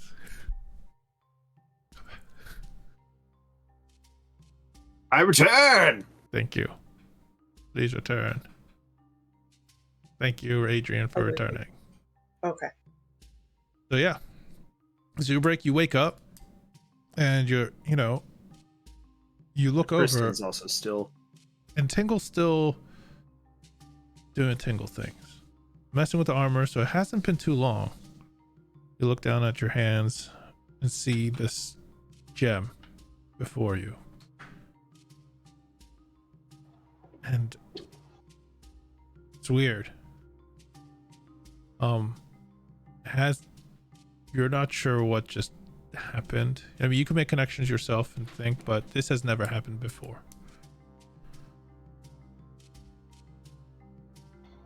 He's gonna look around the room, see Tingle still doing his thing. He's gonna pick up the gem and stare into it for a little bit. Okay. Before he slowly puts it back into the lantern, shuts it, and then kind of looks towards the doorway and puts it back attached to his waist. Yeah. And goes to sleep. Okay. Zubrik, so you're not eating. Don't worry about the, stuff like that. Tingle, you're busy doing that thing. Everyone else that's has the feast, you guys can enjoy it, talk to some of the others, realize that this is a small village. They have I'll tell you right now some brief things you learn. They have glowworm silk, snail farm, and some mushroom cultivators. Otherwise, they have diggers, which hunt, and also go digging for rare materials that are needed by the guides. And the guides are basically lesser effective, lesser healers and such like that compared to Mama Udli, from what you hear. There's also 2 blacksmiths currently that kind of repair and fix things as are needed in the town, but that's about it. So that's what you would learn, but otherwise you guys can either hang out, talk to more of the people, so like Clover and Emilio. Otherwise you can both go to bed, have a long night's rest, and go from there. Yeah, Emilio's feeling a little bit more anxious with the fact that now there's like a lot more, I don't know, stimulus. Yeah. So he's just gonna head back to their room. He's not gonna go to bed though. Ah shit, Zubrik took his fucking book back. He's gonna go looking for Zubrik's book. Okay. You go over to where Zubrik is sleeping already, and Tingle, I'm guessing you're probably asleep too. Mm-hmm. You fell asleep earlier. You go over to where his pack is and you start rummaging for his things. Give me a stealth check to see how quiet you are. Oh no, he's gonna whisper yell to Zubrik's sleeping form. Zubrik! Yeah. I'm taking your book, I need to read it, I'm bored. I swear I'm not stealing anything, okay? Okay, good night. And then he's gonna keep going through his stuff. Zubrik, do you even wake up? Are you that tired? I didn't do the last long rest, so I would think so. Oh, okay. Then you're definitely really tired. Yeah. You don't even hear it. So do you, let me take a quick look. I just want to see what you have that Emilio might find interesting. Better not have those drugs in that bag. Okay. Oh no, he wouldn't hide them in the bag. What is he, stupid? Good. The Are bag. you kidding me? You'd wake up to Emilio beating you with the book. It's ballooned, shoved up his asshole all time. He That's a hides good place it to a hide it. very safe place. Okay, so there are a few things that seem a little weird that you would recognize in here. The Hell Giant toes are definitely a weird oddity. Can you roll me a D100 real quick, Adrian? Hill giant toes? Yeah, I mean a few bigger things that are in there, like vials of odd purplish, greenish swirling liquid. Okay, you would see compared to my rolls. Okay, you would see something similar to what you remember back in the day. 3 newts wrapped up, dried liquid, dried powder, white powder on them. What does that remind him of? One of your earliest adventure things together as a group. when you entered the hunter's hut, I believe you didn't get high there. Oh, is it that hut where everybody else got high and Yeah, Emilio just... but you, and you remember so the thing sad. that was burning there, and it was a dried newt with this weird white powder that was coating it, and you do find that. He is not pleased to find this. He's taking it. Okay, you take it. You do find the book though. He whips something at Zubrik. I don't know, like a rock. Yeah, I'm Just guessing throw a Like rock not a at a big rock, sleeping like guy. a like a little pebble. stone. Like, yeah, you bastard. like angrily, like Yeah. asshole. But otherwise, Yeah. you say you're not going to sleep, right? No, he's gonna stay up reading the book. Okay. Give me a con save.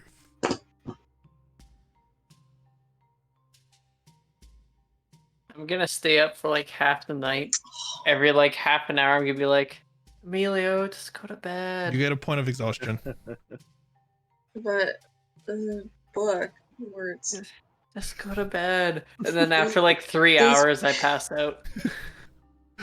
Okay. Emilio, you get a point of exhaustion for the next day. Okay. So yeah, you guys rested there. Took a long rest. Kind of uncomfortable, hard ground, but the bedrolls that you guys probably have on you keep things a bit softer, nicer to sleep on. And yeah, probably the first two to awake. The nice thing is no one had to take watch. The first two to awake would be Zubrik and Tinkle, probably, because they slept a lot earlier than the rest. Mhm.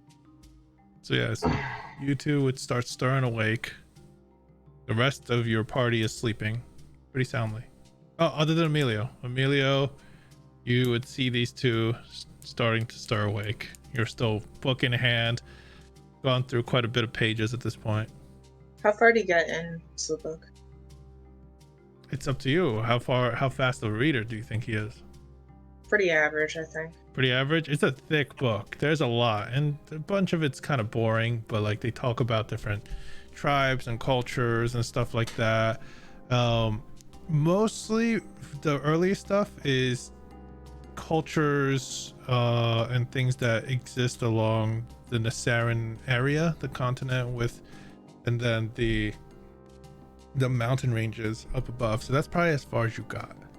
Oh, you know what he is gonna look for in the book? What? Actually, he's gonna flip through it first. Like, I'm sure he did read some of the book, but he's gonna skim it because he wants to see if he can find anything about a kind of person from the last dream that he had.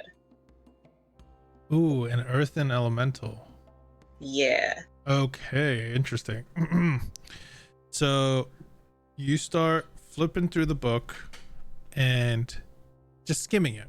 Give me an investigation check. And I'll say with advantage because you have time to do this. I'm going to add a little number to my head.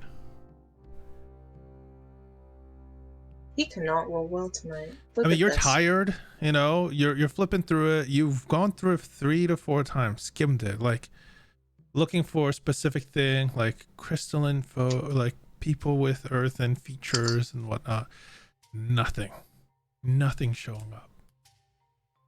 Alright. Then he's just gonna read the book regularly. Are there any pictures in it?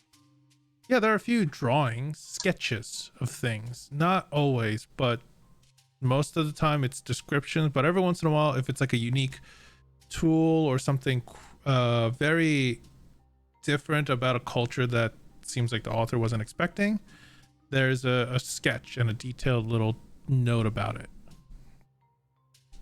Okay. Yeah.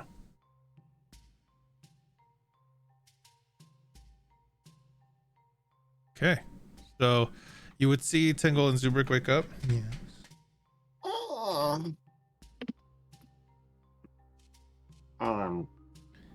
Zubrik, I have to use the loo. Do you want to follow me? Yeah, sure. Let's go. What the hell, guys? You just woke up. Yep. You guys walk out of the room. Nobody in the other room. Zubik, follow my lead, but I'm gonna get over into Madame Uli's place and I'm gonna totally pretend to be this dead guy, and then I'm totally gonna make off with like a whole bunch of gems or something really cool. I already have a meeting with her later, so I'm sure. we can Okay, just- I'll make sure not to kill her. Tingle's gonna start walking towards the door. Okay. And as he gets close to the door, his armor pops open and a bunch of little tiny spiders holding spray cans start spraying all over his armor, and he starts turning invisible where the spray touches, and he casts invisibility. Okay, you cast invisibility upon yourself and go invisible. When you do so, give me a second. I need to look up something.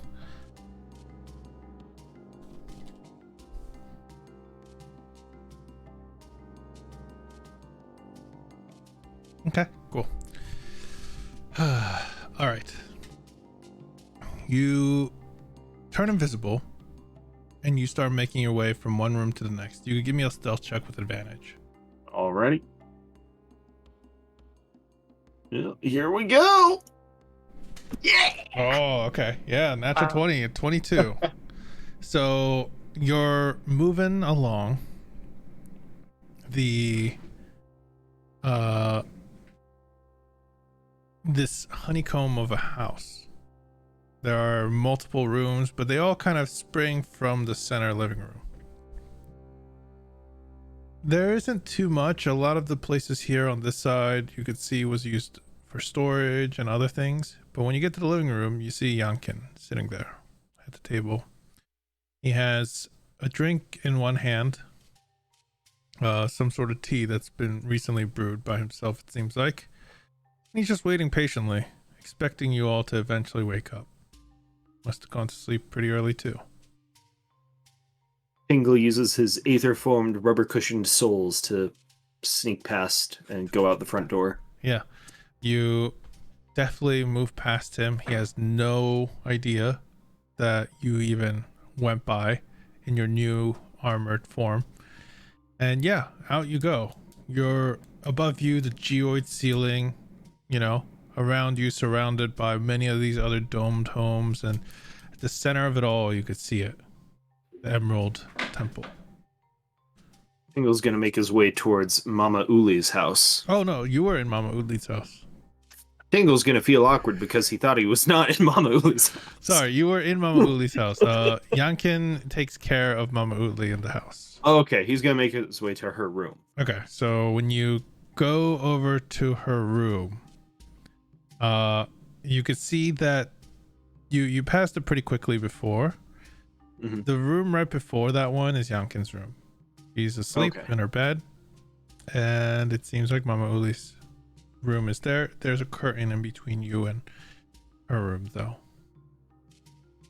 Tingle's gonna try to slip past the curtain without making much noise or shaking it too much. Okay, I mean, with the 22, you kind of slide the curtain aside a little, and you take a step in.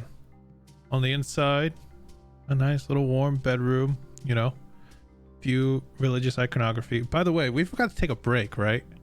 Shit. Mm-hmm. Yeah, Should we just take Wanna a do quick it break now? I'm sorry. sure. But yeah, Yeah. up you guys. Yeah, I'm sorry. I know it was like a weird timing. I should have just taken a break after the long rest, but yeah, we'll take a break right now. Alrighty. Sorry, everyone. Break time. While we're on break, question this: is Tingle going to murder an old woman too? No. Please don't. Better not. Please Please don't. don't. No. If you do, I have Oh, no, planned no, for no. it. Please Oh, don't. Don't worry, I have planned to make inflict wounds today.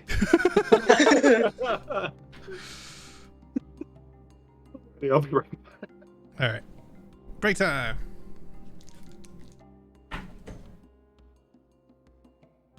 I forgot how many spells a druid takes.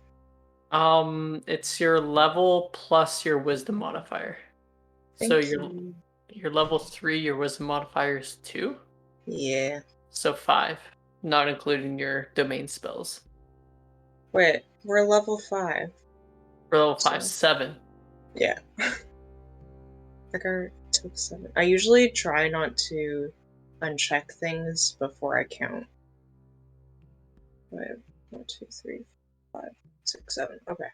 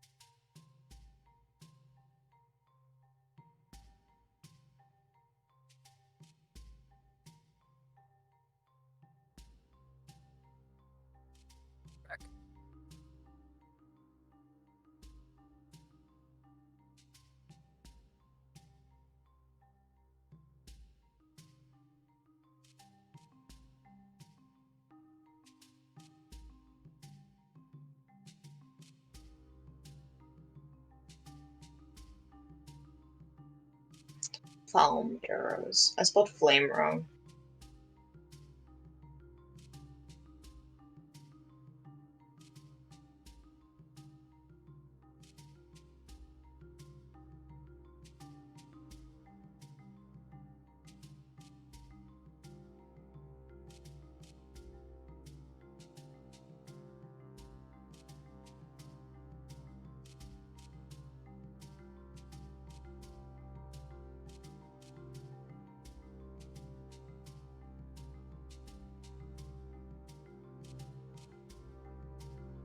I had such a goddamn annoying time with this new Xbox. For some fucking reason, my Ethernet cable, like, it hates my Ethernet cable. Like, any Ethernet cable I plug into it, it's like, this isn't a real internet connection. So it's stuck on wireless, and it's better than I thought it would be. But like there's too many weird dips now on my stream. I don't know, it's not like cabled in like I want it to be. I'm very annoyed. I just wanna, and like literally I was getting like on average I was having like under 10 megabytes a second for like downloads. Yeah, that's bad. So like when it was horrible. Especially because like on my computer I average like 94 up, 94 down. Did you Ethernet And cable then- it? That's the problem. That was the problem. The Ethernet cable. It does not like the Ethernet cable. I had it on wireless with a 50% wireless, like only like 50% of the wireless, whatever. I was getting like 50 megabytes a second. What kind of Ethernet cable are you using? Cat 5, Cat 5e, or Cat 6? I cannot remember. It's on the but, wire. The wire will tell you. I know a lot of this because I had to.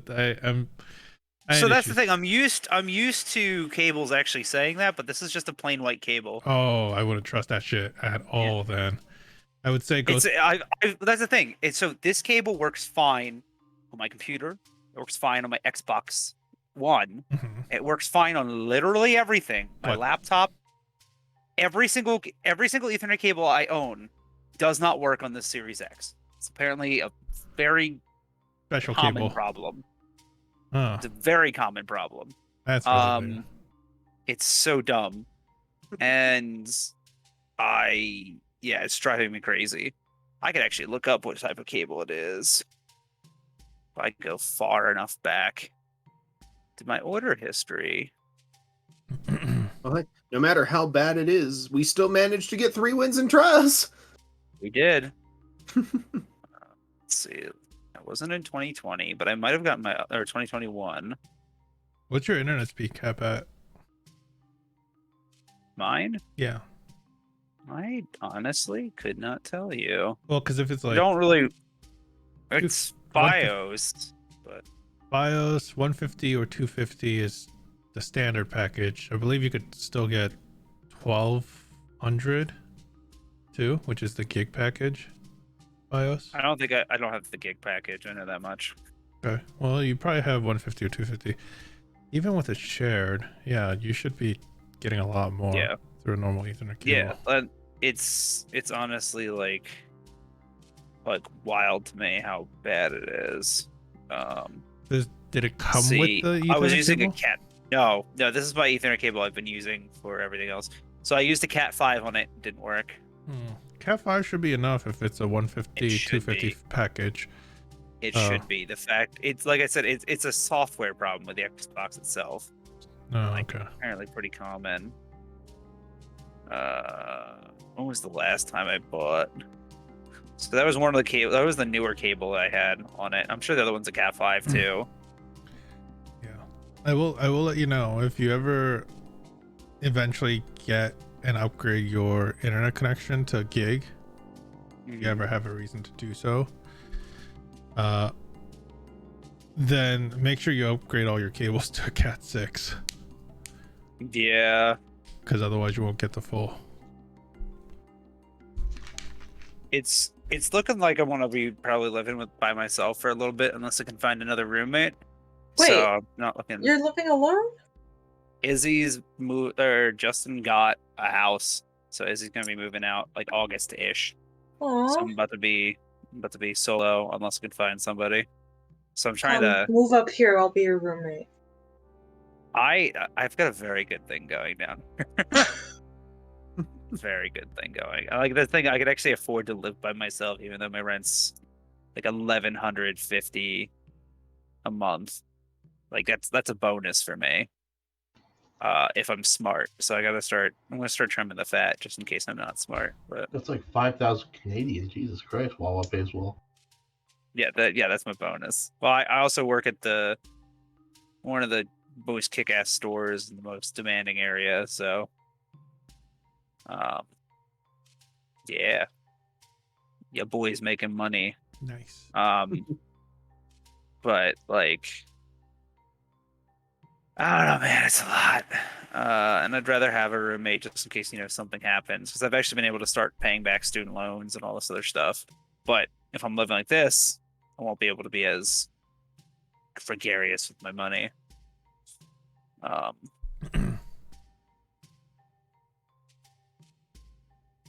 right. Everyone back? Yes. Then let's get back into it. We're back, baby. All right. Oh yeah. So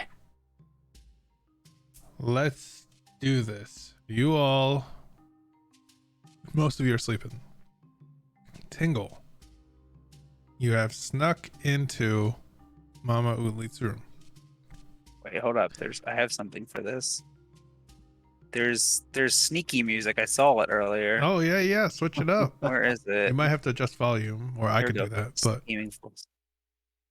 Now here's this question: do you have a soundtrack that matches something from Casablanca? it's a more silly sneaking song, Scheming Fools. So Fair enough. I think this is Okay. fitting. Genre's gonna change in just a moment. That's Oh, fine. God. So you've Yeah. entered nice, comfortable little bedroom. You could see in the bed, still fast asleep, is Mama Udli. On the side there's a small little bedside table, and you could see that there's a small frame of a hand-drawn portrait of someone. Otherwise on the walls there's a few iconography, religious wise, and otherwise you could see what's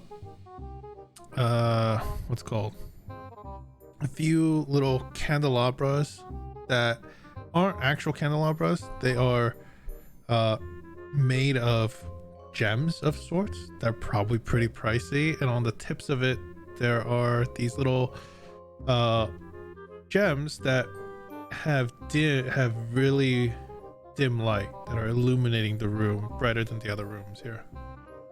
I think Tingle eyes them, and for a second he starts walking towards them, and he goes, no, think of the purpose, you got this, okay, just think you got this.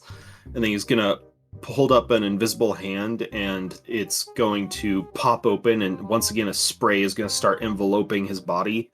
And as the two sprays mix, the illusion of invisibility shatters, and in its place you start seeing a picture-perfect, if a little short, Lord Elazir appear. You're gonna use disguise As he self. casts disguise self. Oh, okay. Okay, I will say this. You are smart enough to know disguise self is image, not voice. Yep. Go Image, ahead. not voice. Yeah. And he's too short. But Mama Uli is old and crazy. So How he's crazy going is to turn on the charm, and his other hand is going to have the finger pop open, and a little tiny spray is going to start spraying again as he casts Enhance Ability and gives himself advantage on charisma checks. Okay, got it. You have He's got cologne, he's got the looks. He's doing this. got it. Tingle is Wait, you're going with the look of Lord Elazir or look of Emilio? Lord Elazir, because she had a photo that she showed. A little hand drawn. Okay. Oh, it was hand. If it was hand drawn, then he'll go with Emilio. I thought it was like a photo. No. It was a hand drawn thing. Okay, Emilio, definitely Emilio. Got it. So you look like Emilio. Yep. And you cast Enhance Ability for charisma. Got it. Yep. So he's going to suddenly kind of like. I'm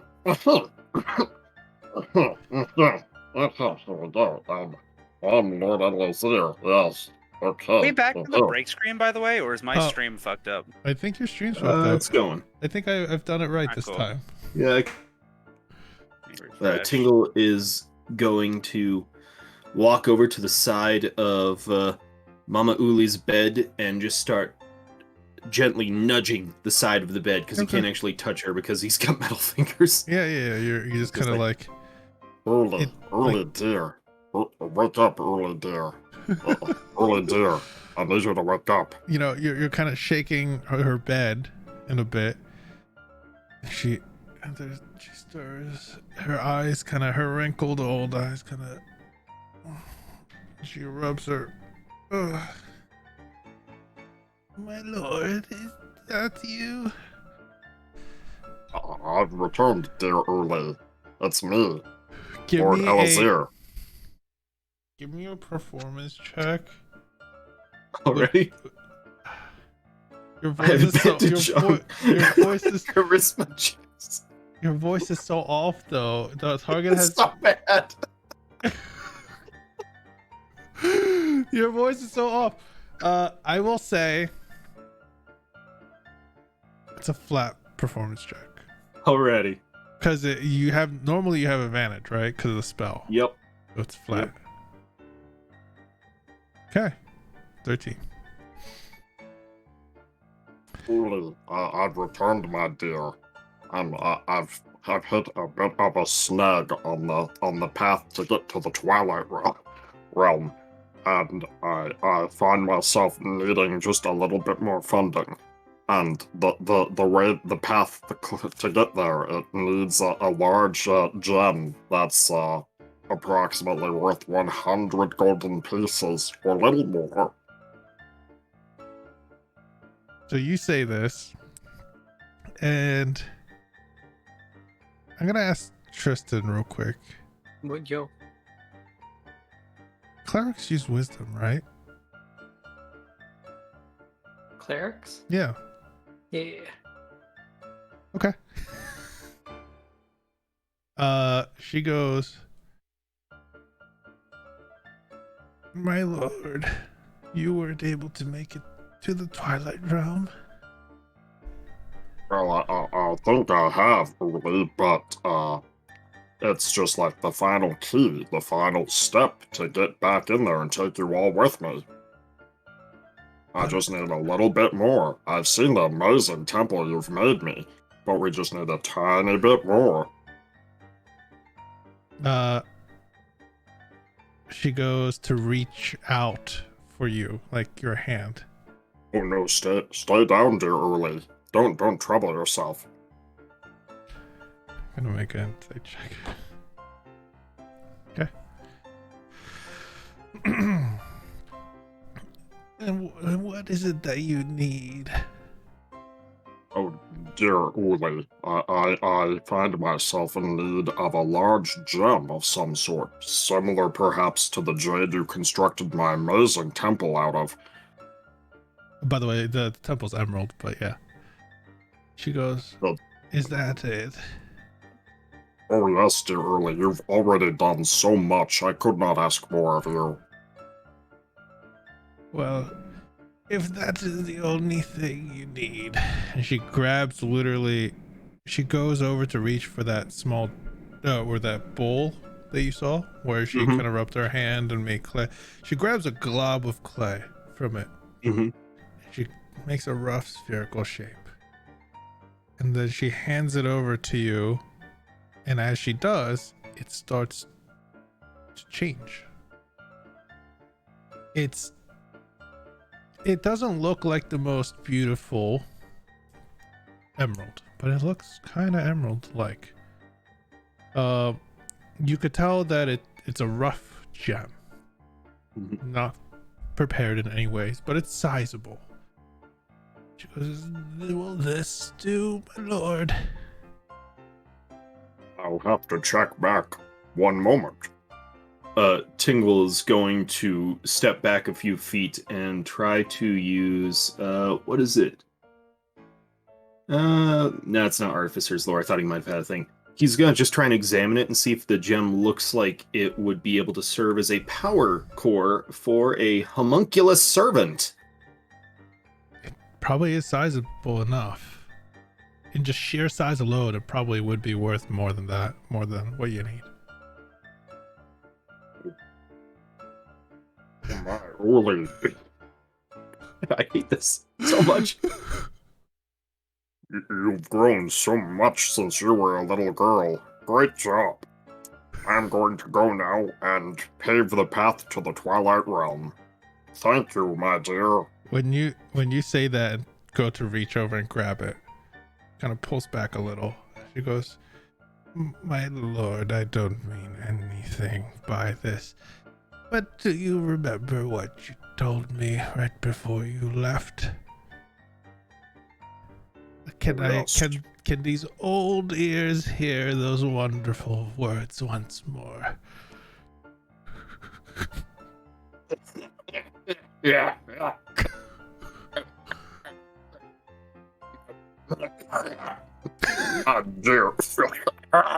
My dear Uli, I can't seem to get them out of my throat. You see, that terrible toll that I spoke of, it's playing such a toll on my health. What's your passive perception? 10. It's bad. Okay, cool. She goes,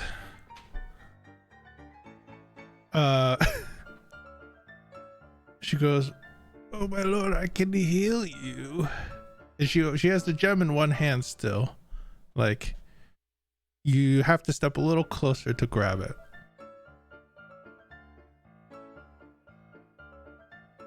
Tingle suddenly looks towards the door and says, and as you do, you see a spectral pickaxe hovering, quite large, like a similar spell you've seen before, right behind you. And I wasn't aiming for this. When she, when you realize she turns around, you turn around and you see that the gem in her hand has turned back into clay and has dripped onto the floor. And she goes, "You dare mock Lord Elazir?" Catapult on the bowl, she pulled the clay out at her face.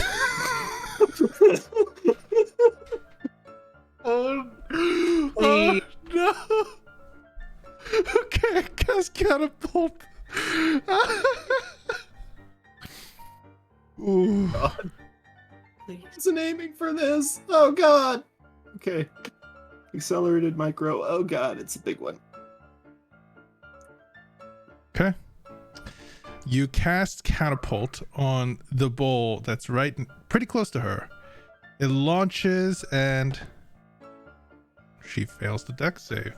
You see it clatter into her face, and at that moment, she gestures with her other hand, and you see the large pickaxe swing down at you. Real quick, Clover, would you do me the honors of casting what's called spiritual weapon and attacking with it? Does it matter the spell slot? I believe it does, right? Every 2 levels adds 1d8. And it's a what level spell? 2. Cast it at level 6. Oh god. Okay. It's a 16 to hit you. That does not hit. It misses. You would have taken 30 points of force damage, obviously.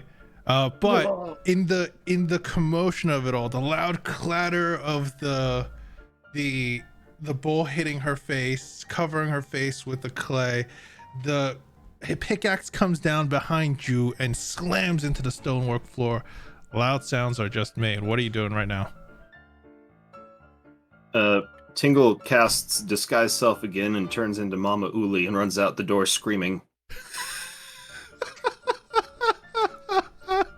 Oh my god. Oh my god. You gotta say that Emilio has heard any of this.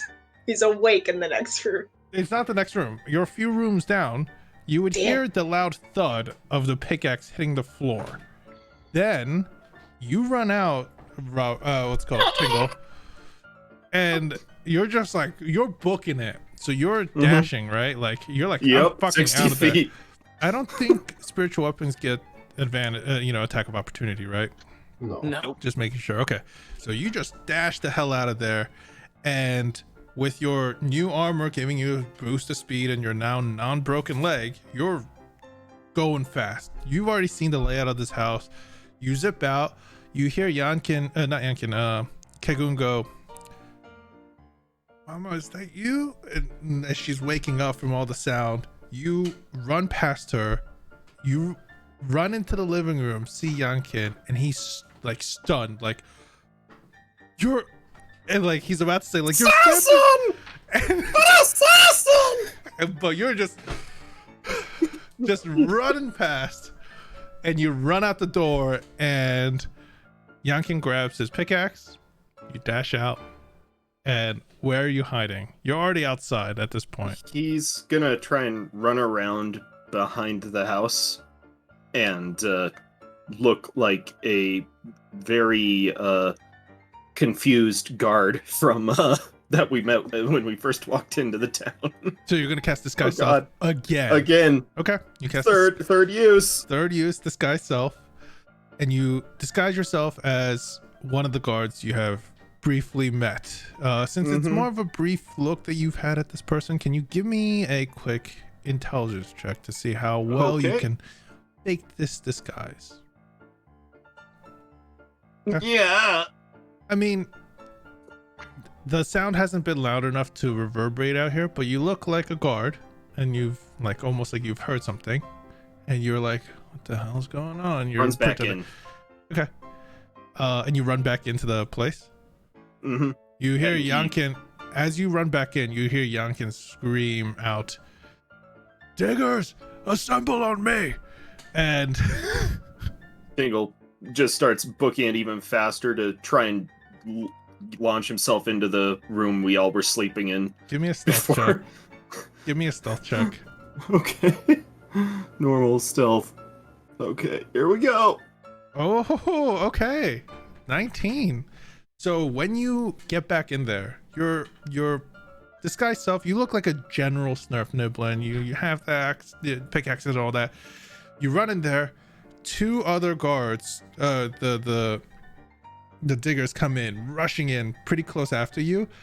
And Yankin, he's already at the door frame. He's like, block all exits. No one's getting out. And he rushes in, and you, as you're like, I'm gonna take this one, and you stand over there, and then just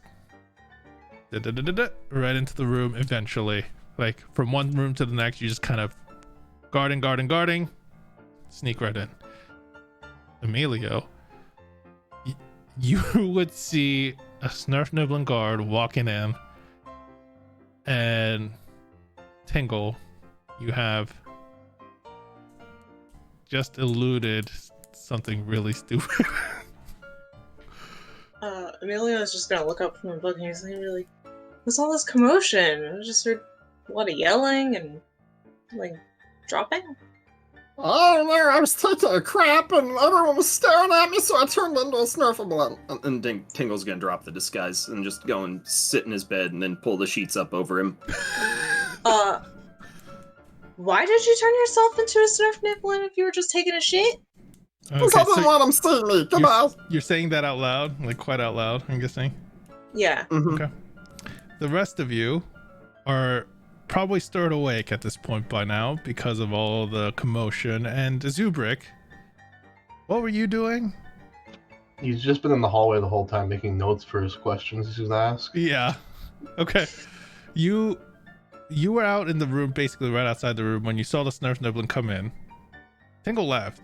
Svirfneblin came in. You, with your passive perception, actually, give me an intelligence check. Like, you saw the Svirfneblin come in, you heard Yankin yell, so yeah, you were like, oh my god, Tingle, you did something really stupid, and now you're a Svirfneblin guard. Like, you already put it all together. Like, fuck, you know? You heard the loud crashing, Yankin yelling, more diggers appearing. Easy to piece together. But yeah, you're out there, and now you see another Svirfneblin come in. Yankin comes over through the doorway. It's like, have you seen anyone leave? And asks you, Leave. Zubrick. What the? Are all of where? you allies? And then he kind of pushes you aside as he says, are you all the rest of your allies still in there? Yes, they're all still in there. They haven't left. I don't think they're awake yet, or I assume they're awake now. He opens What's the happening door. out there?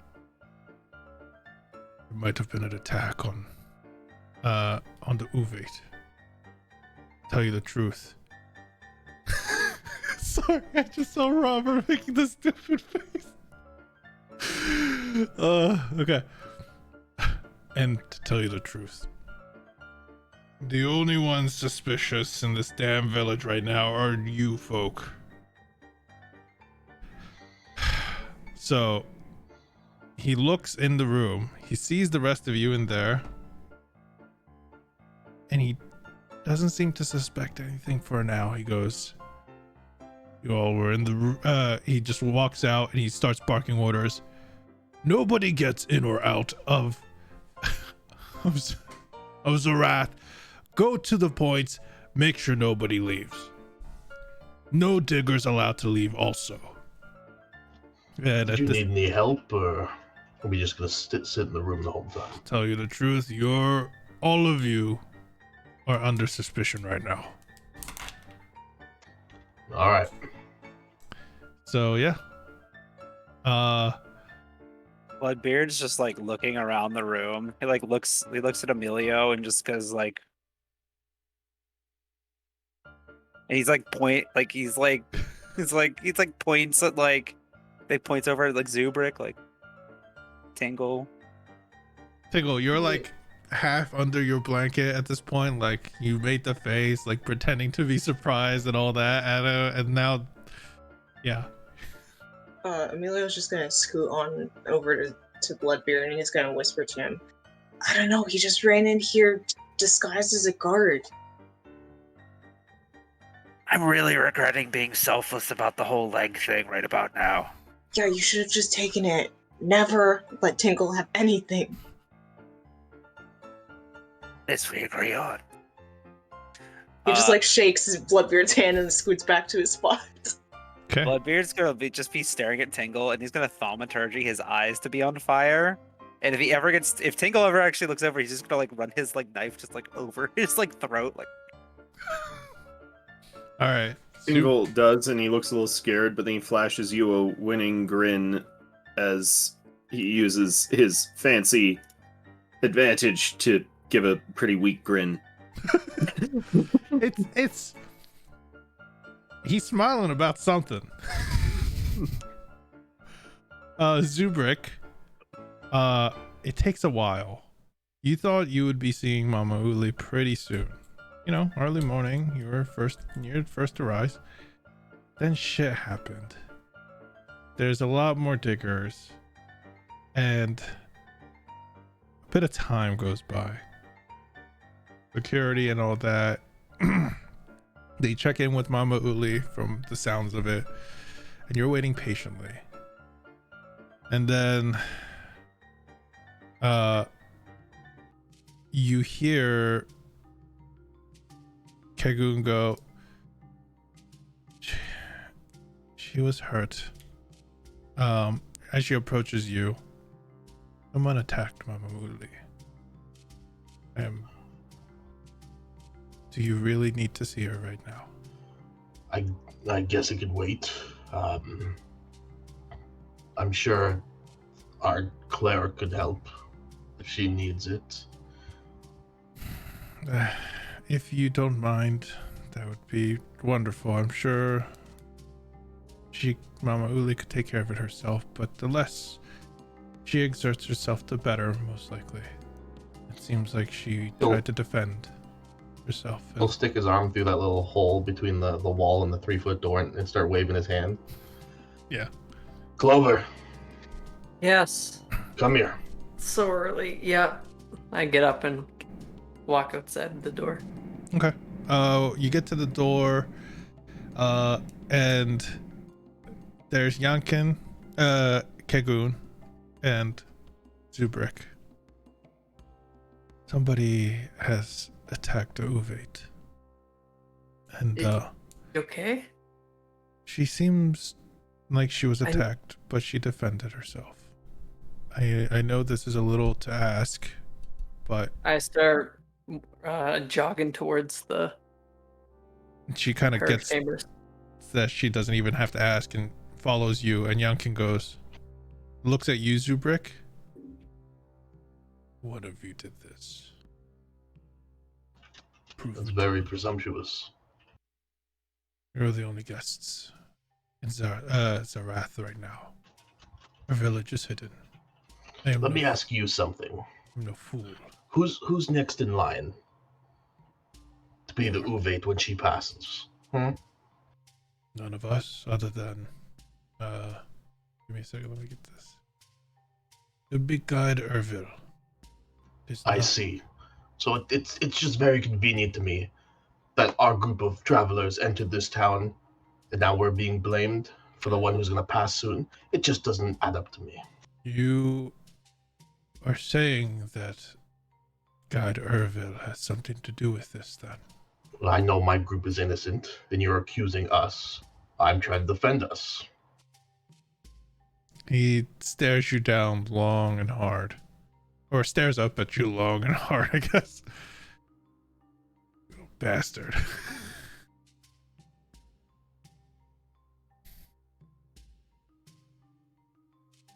None of you are allowed to leave without permission. Steps outside. All right. And Clover, you rush over to where Yep. you saw the Uvate. She's in her room.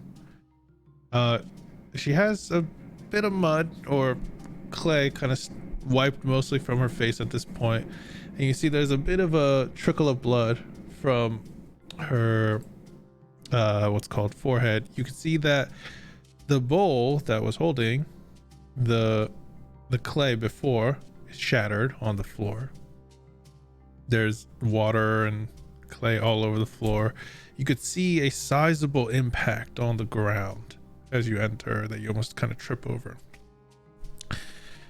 And she looks at you. It's like, you're the little one.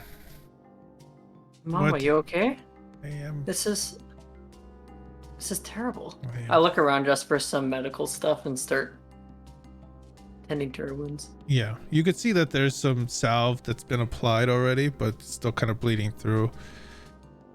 You're a stranger. You don't need to worry about an old lady like me.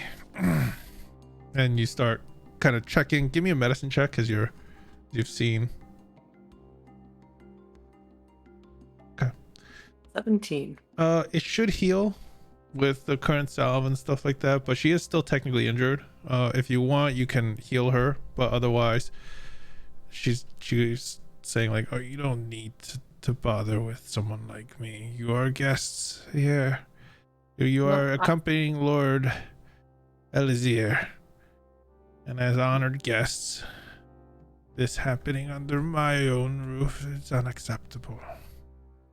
What happened here? And I'm just gonna heal her 25 and cast Lesser Restoration on her. Some fool. Okay, yeah, you heal her for 25 and cast Lesser Restoration. And you could see she, like, as soon as you start casting these clerical magics, she goes, "You're also very gifted, I see. Thank At you. such a young age, no doubt. No wonder the Lord Elizir keeps you around at his side." You see, then she goes, her expression turns sour. She goes, "Some fool tried to mock the Lord. Took his form, pretended to be him in front of me. I should have cut his head off."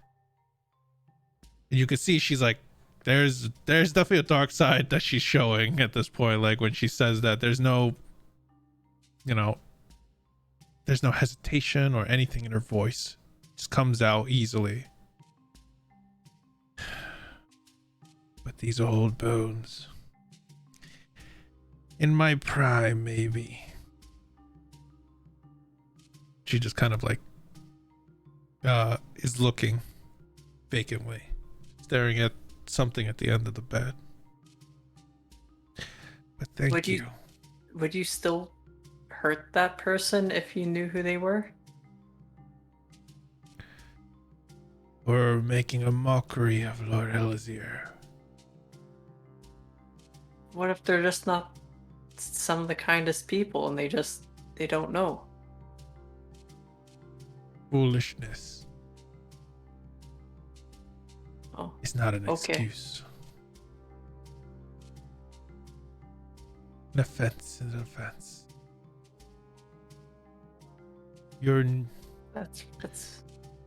You are right. Still a sprout, though. You will learn with time that sometimes things are unforgivable. That depends on the person. I think that's a little harsh, but that just might be me.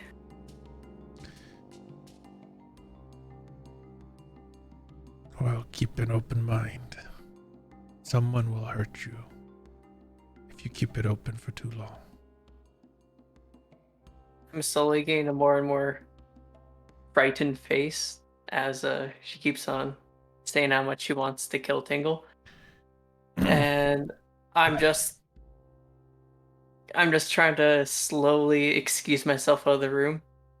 I think I need to talk to the rest of my friends at the moment. You see that she, when you're backing away, she does kind of like reach out, grab your hand, and kind of with her shaking I grab hand, that. she goes, Yeah. "You're a good one. Keep Lord Elizir safe. I Means will. everything to us down here. He will be our salvation." Pulls her hand back. I cast Bless on her just before I Okay. leave. And You take care. she kind of slumps back and stares off to the end of the bed again, thinking about something. But you could tell her expressions became a bit more serious after this incident. So yeah, you make your way back. There's definitely more of a digger's presence now in this home, but you make your way back to your little room where the rest of your allies are.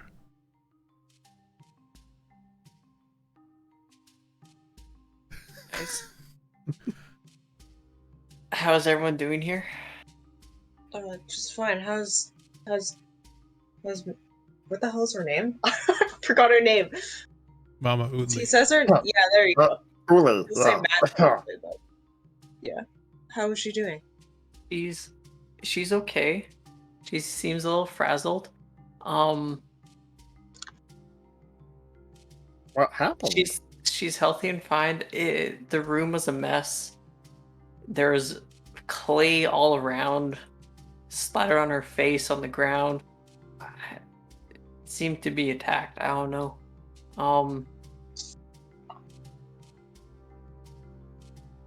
Yeah. What attacked her? I'm just looking over at Zubrik and Tingle love and your- just like switching. Bloodbeard's between- eyes are red at this point. Yeah, they're glowing red right now. My theory is she's getting old and delusional. Maybe she woke up, thought she saw something, and you saw the magic she could handle. Started tossing the room around, thinking something was in there. That That's would make Zubrik. sense. Zubrik, the way to go. you know I can't do this. Do what? Talk like this. I've been in the hallway outside the room the whole time. That is true. When you stepped outside, you did see him talking to Yankin as you ran past. I just pull out a piece of paper. I don't even know if anyone knows Halfling, but I write, "It's one of you two, isn't it?" and just throw it over. In Halfling. Yeah, Yeah. I can. Write common. If none of you can read Halfling, it's a strange kind of curse. The script is in common, so Yeah. So it's... Oh, actually, in this world, I know the Halfling thing has a common script normally. It's not. It's very cursive-y. It has a weird... You probably can decipher it. You take time. Because it is common-based. okay. But it's not easily discernible just from naked look. So 20 minutes passes and I finish sounding it out. Sure. It's one of you. No, I don't think it is. I was talking to I can't remember her name like I care, outside. She said there's somebody next in line to take her place when she dies. I assume maybe if she wasn't delusional, he's trying to take her out and use us all as an excuse. I mean, the timing's spot on. Especially after she starts being crazy and thinking that Emilio over there is this Lord Elazir guy. You can't deny the logic in these statements.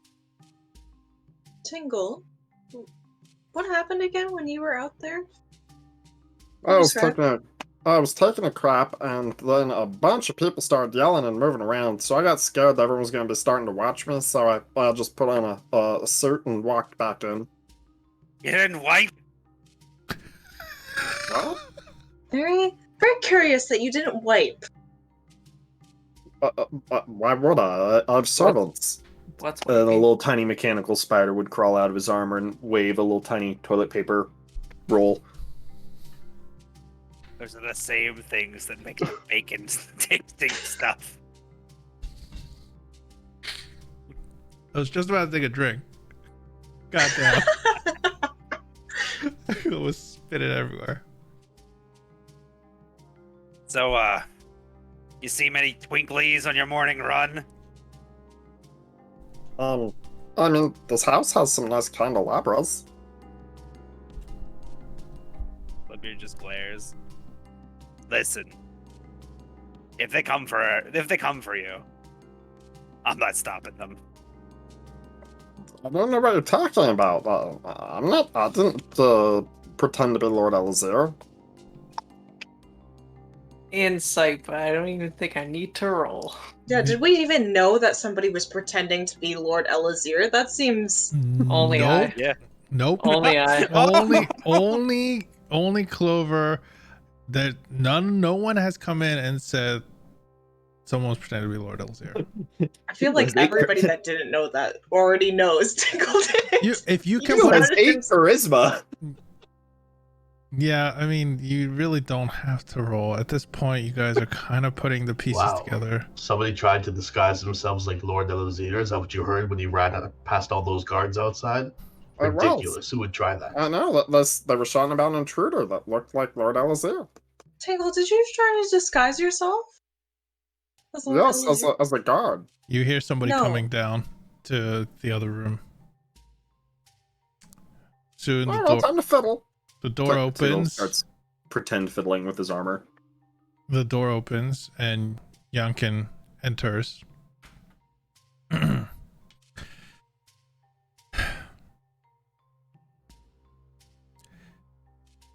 I know you are honored guests, according to Mama Udli. I'm going to highly suggest that you all leave by tonight.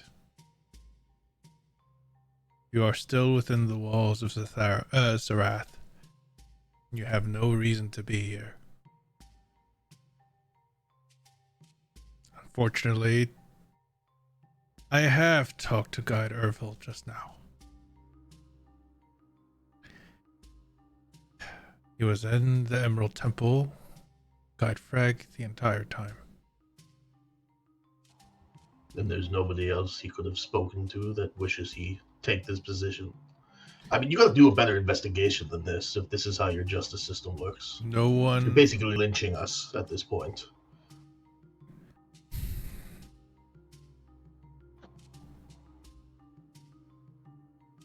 If you want to somehow show good faith, I understand. You all have brought Bedman back, and I thank you for that. But attacking an Uvate... Do you want me to bring one of the guides over and get the truth out of one of you?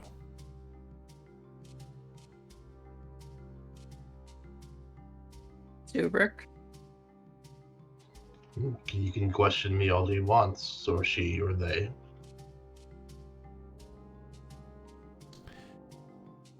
If that is what you want, I will go get them, and the truth will be revealed.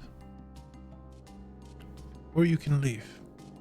Like I said, don't return. Unless you have a real good reason to.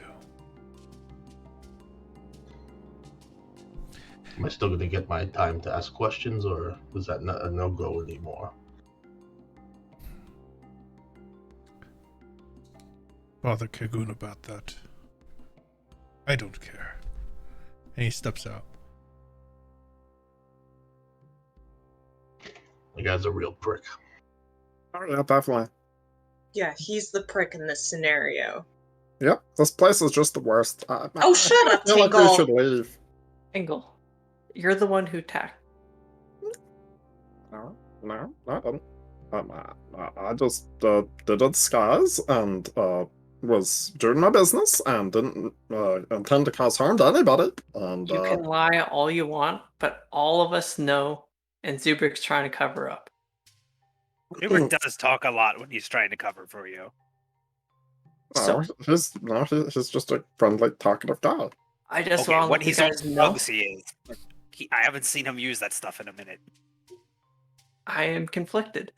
On one hand, why do you attack Mama? On the other hand, he will be lynched. I mean, I'm a big fan of a kill hauling. If that's how they I'm kill just- all people on land. I'm just letting you know how this is going to go down if we don't leave. But I don't know if I feel satisfied if I don't. So I might have asked Mama early for money, and she might have overreacted. So do you You Attack extorted her? her. No, she tried to kill me. So you extorted her. She No, I caught asked her for you. money. I literally said, I just need some money. I never said, oh, I'm gonna do You this just- to you. I never said, oh, I'm gonna burn down your temple. I never said, oh, I'm gonna eat your children. I never said anything like that. I just said, You I really need money. disguised yourself As her idol. You're doing the Trust- same thing! I'm not asking her for money. You asked her for healing. She offered the healing. I But offered you it still asked for it. Beard, and you were the one that took it. Yeah! There's I a feel this is a morally gray area on both your parts, so I feel think we like should just leave. It's morally gray in my scenario, but this guy here tried to get money out of her there's a knock. and then I attacked feel like her. he did the same thing. He Uh-uh. did the same thing. You saw how exhausted Uh-uh. she was when she used that spell. She could have killed herself doing that. Oh, I'm gonna wait, stop wait, talking wait, because I wait. hear Zubrek, don't footsteps. take his side. Wait, did the stream freeze? Did it? No, still good on my end. Okay. I thought it was. Yeah, I it's, thought. it's good. Okay. Okay. I thought it was frozen for a little bit. Okay, sorry about that. There's a knock because I was trying to knock and I didn't see it go off in the chat mic, so I was like, "There's a knock at the door." As you guys, a soft knock. I'm still standing like in the hallway. I haven't gone in the room yet. So. Okay. Well, when you hear your buddies arguing loudly from the other doorway, comes in Redmond. He enters the room alone. You know, no one else is like following him, and he sees you, Zubrick, and goes, "Things okay in here?" Yeah, we're just trying to figure out why we have to leave so early, and people are being disingenuous with their usage of magic from other people. What can I help you with, little man? You're leaving? Yes, we have to. Your friendly people are Uh. accusing us of hurting Mother Uli. But aren't you gonna be helping her? We did as best as we could, but your friends and family and all those that love you don't want our help. They'd rather she die.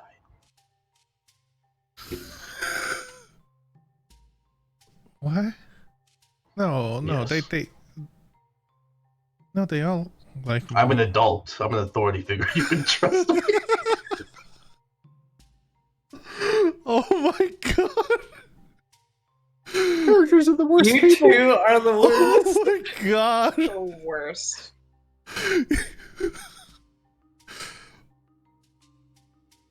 No, Yankin and Kekun, they both. Mama, they raised all of us. What?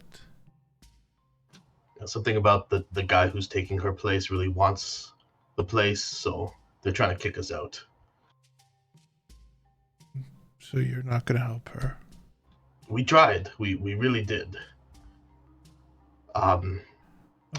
Speaking of trying, like we did use a lot of resources, but they haven't really given us any payment. He's. Do you have anything we could trade? He kind of walks out, dejected, shoulders slumped, kind of turns around and like walks out the doorway.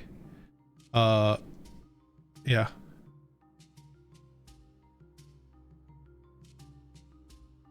You just left?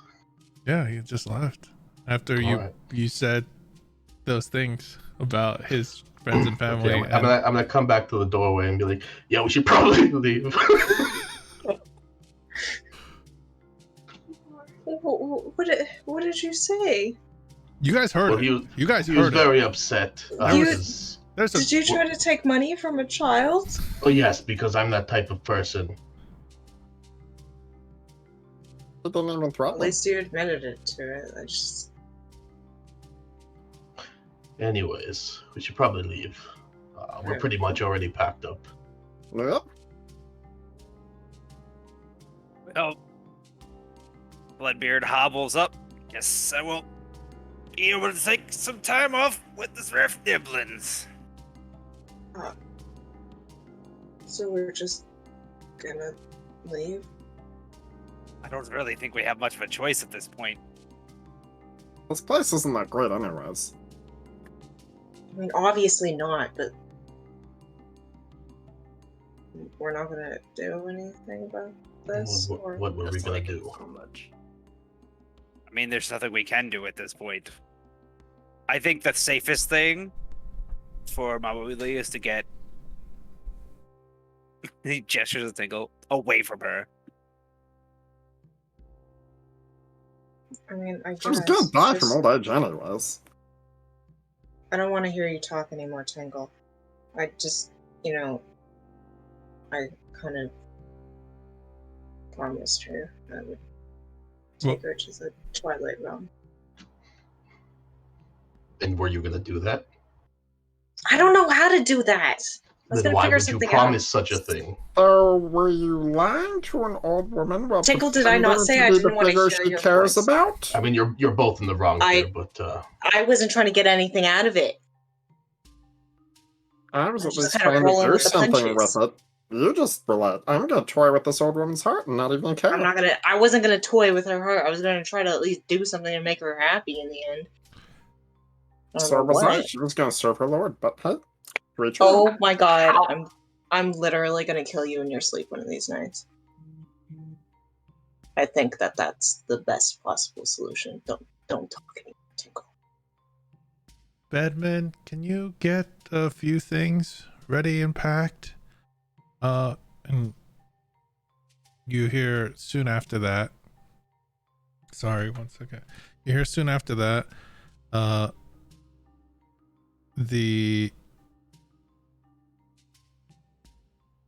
Oh, interesting. Okay. Dylan, you want to do that right now? yeah, sure. Okay. As they're arguing, I'm just gonna walk away. Yeah, you hear Kegun. Kegun actually comes in, passes you, Zubrik. It's saying, I don't think Yankin's gonna let you stay.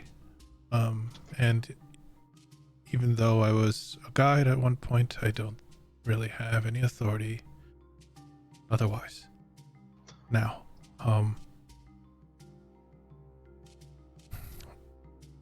I still want to believe that all of you have come here to help, so I will get a little bit of supplies. Benwin will fetch them, and I'll get them all ready. She says that to the rest of you.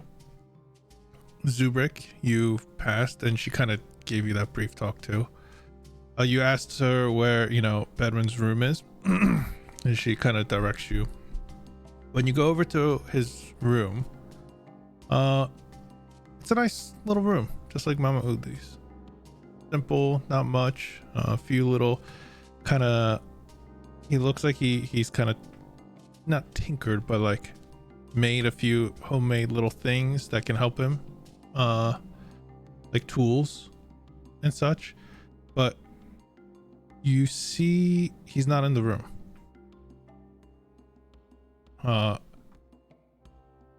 Give me an intelligence check.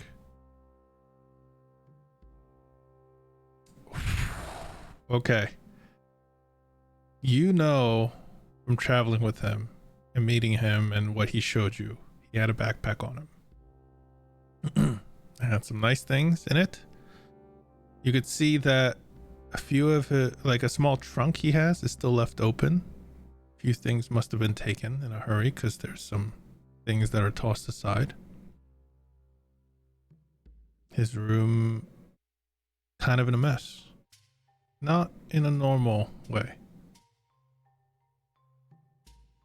All right, I'll conjure kind of like a small bag, not a small bag, but a bag big enough to fit his bag in. His Well, bag and all his stuff aren't in here. Oh, he took every. Oh, he's running away. Like you should have, if any, like you put that together yourself now, but like he had a bag. You kind of expected it to be in here if he's like staying in the town, Yeah. He's gonna kind of mutter under his breath and walk back to the room to see if he can find Cocoon. Yeah. You walk back. You see Kagoon's actually muttering something under her breath as she's like has a small silken fabric that she seems to have put a few little supplies in, like dried goods and such, and it's like in the and she's trying to tie it up right now for you all. Yeah, I went to go say goodbye to the kid, and I think he left again. All of his stuff's gone. What? Yeah, that bag he was wearing, I remember with like that design. It's all gone. Like his room's missing. His same stuff we found him with is gone. She like stands up abruptly, leaving, you know, whatever she was doing behind, and she rushes over to his room. And then as she runs out, she starts calling out for his name. And then she starts calling out for, you know, Yankin, and the news starts to spread. Well, it looks like they're all distracted, folks. We should probably pack up and leave now. Right behind you. Are there perhaps any candlesticks on the way out? Yes, Maybe you should keep your hands to yourself. Oh, yeah, right. Well, I just grab Emilio's hand, squeeze it a bit, and I just look over at you two. Okay. I hate you two. Oh, it's fine. You should have been dead in the cave a while ago. Oh, God. I can't. I'm literally gonna start attacking you. You two, be quiet. Did we hear that the kid is missing? There's a kid missing? I don't Which one? know. Hey, there's an out of character question. Oh. Oh. Okay, sorry. It's kind of hard to tell, but okay. So initially, you had no idea. There's a few, you know, times that you would have heard Kegun shouting for Bedmond, but by the time you're almost out the door, yeah, you're kind of putting it together. You could hear some of the diggers kind of shouting for his name in the distance. The thing is, Beard, like, oh, go ahead. looks at Tingle like, you kill the kid too while you're at it. Oh, it was just the one. I truly don't know how we leave every place we find worse than it was when we came there. Yeah, I don't feel Please. comfortable doing this again. Can we at Even least if go it's- find the kid? Yeah, let's just go find him. Let's bring him back, and then at least we didn't leave it as bad as we came. There's 3 exits, 3 fissures in this geoid that you have seen. One you came out of from before, and the other 2. Wish Valsir was here. Should be able to track the kid. Wait, Well- I've got proficiency in survival. Can I? Wait, I also have an idea. Where's the kid's room? It was like a couple rooms down from our room. Yeah, you guys could, Zubrik, you could lead them there. Shouldn't we just go the same direction that we came from? Because that's the direction that he knew there was surface. Possibility, but he might have tried something else. Yeah, I assumed if he didn't find anything there, he would go the other way. No. When Alright. Okay, are you guys going to the kid's room real quick? Yeah. We'll stop by. Okay, when you go into the kid's room, you notice that, like I said, a few interesting contraptions that he's kind of put together. Tingle, rudimentary, basic, super basic for you. Like, this is like, it's impressive for a kid that age, but At the same Yeah. time, the kid's a loser. there's no expert tools, you know. This is just simple mechanic things. This is amateur hour. Yep. However, with your artificer eyes, you do catch something interesting. A small little canister. It's glowing, and it's in the what's called footlocker that he has, like a little chest. You don't really notice it at first, but like everyone's in here, they're all poking around, and you're like, whatever, this stupid kid's missing. And you look over, you know, trying to find something interesting, and then you notice it, a little light, small. It's about this small, glass cylinder with little diodes on the side, and inside it there's a consistent spark that has it's alive. The arc is alive, Mhm. and it's just moving, and you're like, now that's interesting. It's stored energy of That sorts. does not look like this garbage. This looks good. Ooh. he'll turn around and just walk backwards and reach down with an arm and grab it out of the locker. Give me a sleight of hand check. Okay. Sleight of hand. Anyone with a passive perception above that will see it. Clover, do you have any abilities that allow you to track people using their objects? You're muted. Objects, yes, yeah, I do. It seems Tingle has found something we could probably use. Isn't that right, Tingle? What? Oh, yeah. If Yeah, I want to this. if I want to use it, I need to know what items the kid had. Bedman, is his backpack in this room?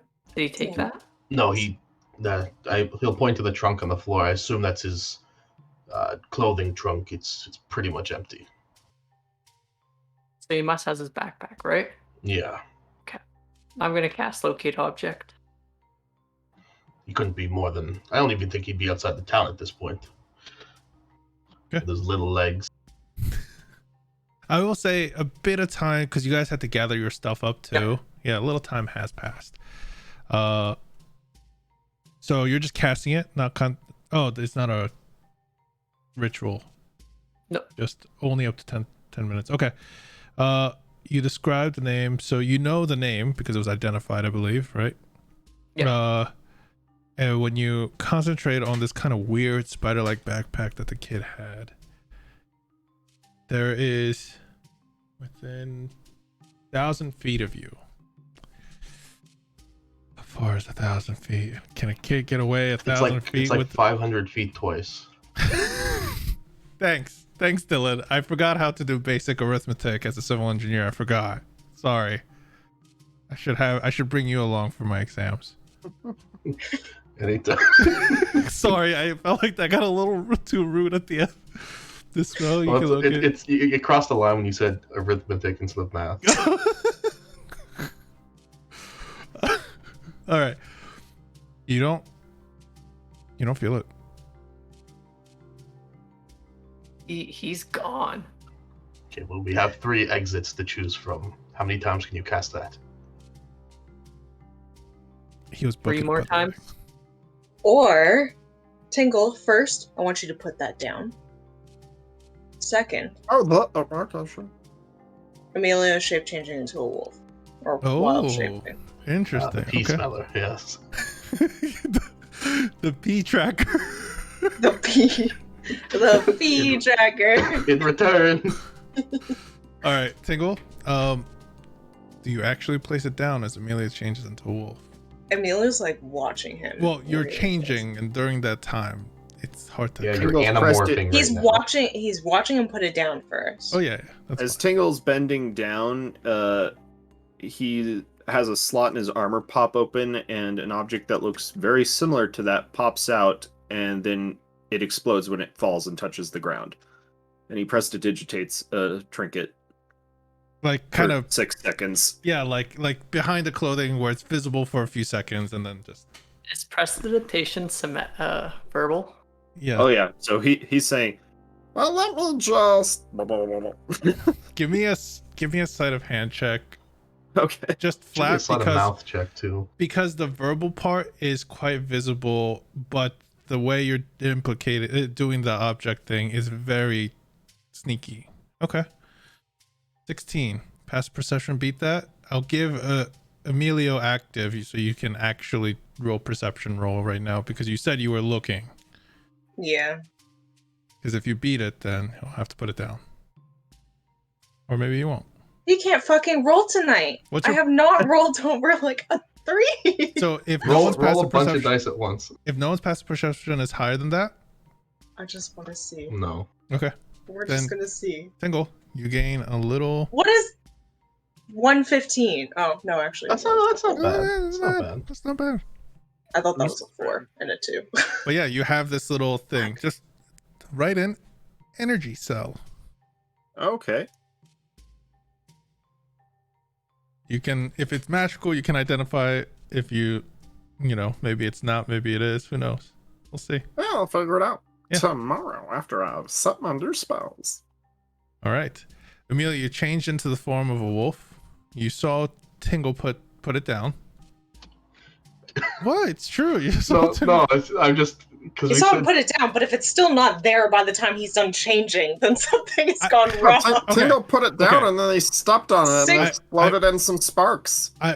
well, sure, but not only that, will you remember, is it more important that he puts this thing down, or is it more important that a kid's missing at this point? You can't, he's more than 1,000 feet Well, away. considering how much he really wants to bite Tingle, he's looking for an excuse at this point. Okay. so- Oh no, I've destroyed this child's plaything. Yeah, you see him step He's gonna on. bite him anyways, then. Okay, make an attack.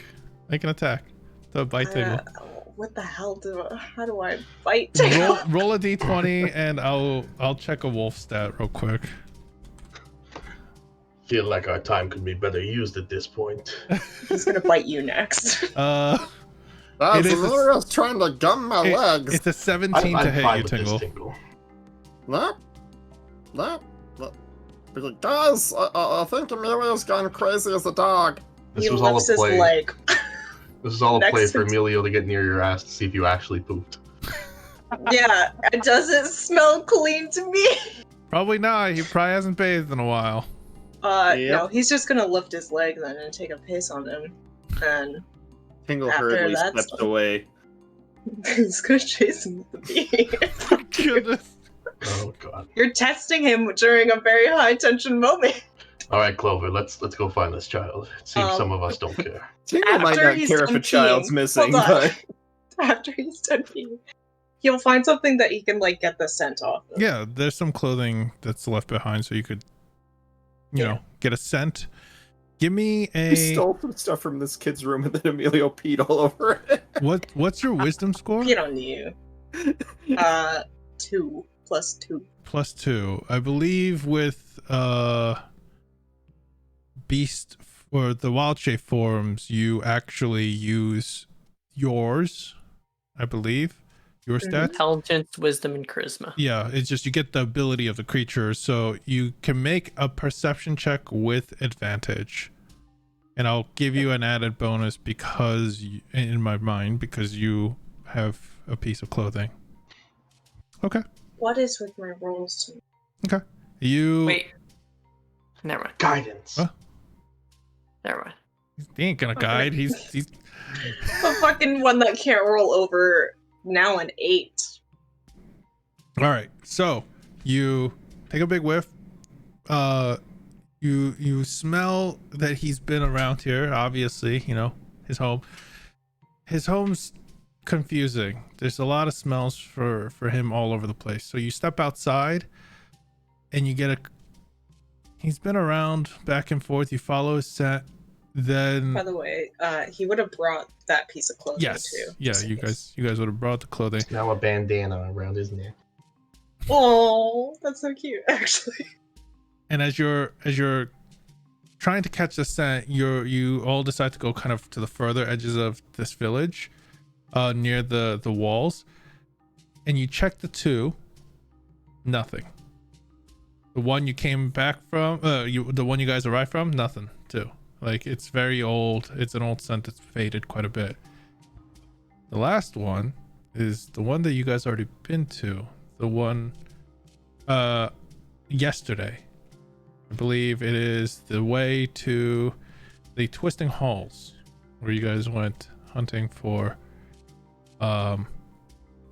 the giant centipedes. Yeah.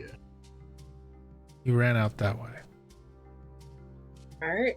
He's gonna bark and then he's gonna start heading on that way. Orc. Bloodbeard's gonna grab Clover by the hand and just start taking them. Okay.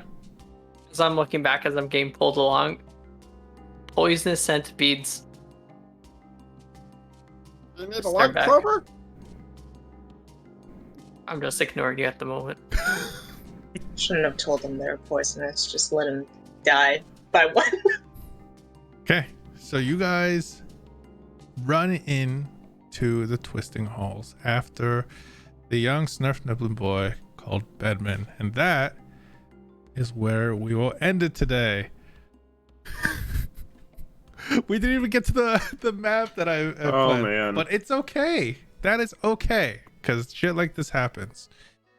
I will say, for the three of you that have traveled there already with the diggers, you would know that some of the Kuoto problems are coming from that direction as well.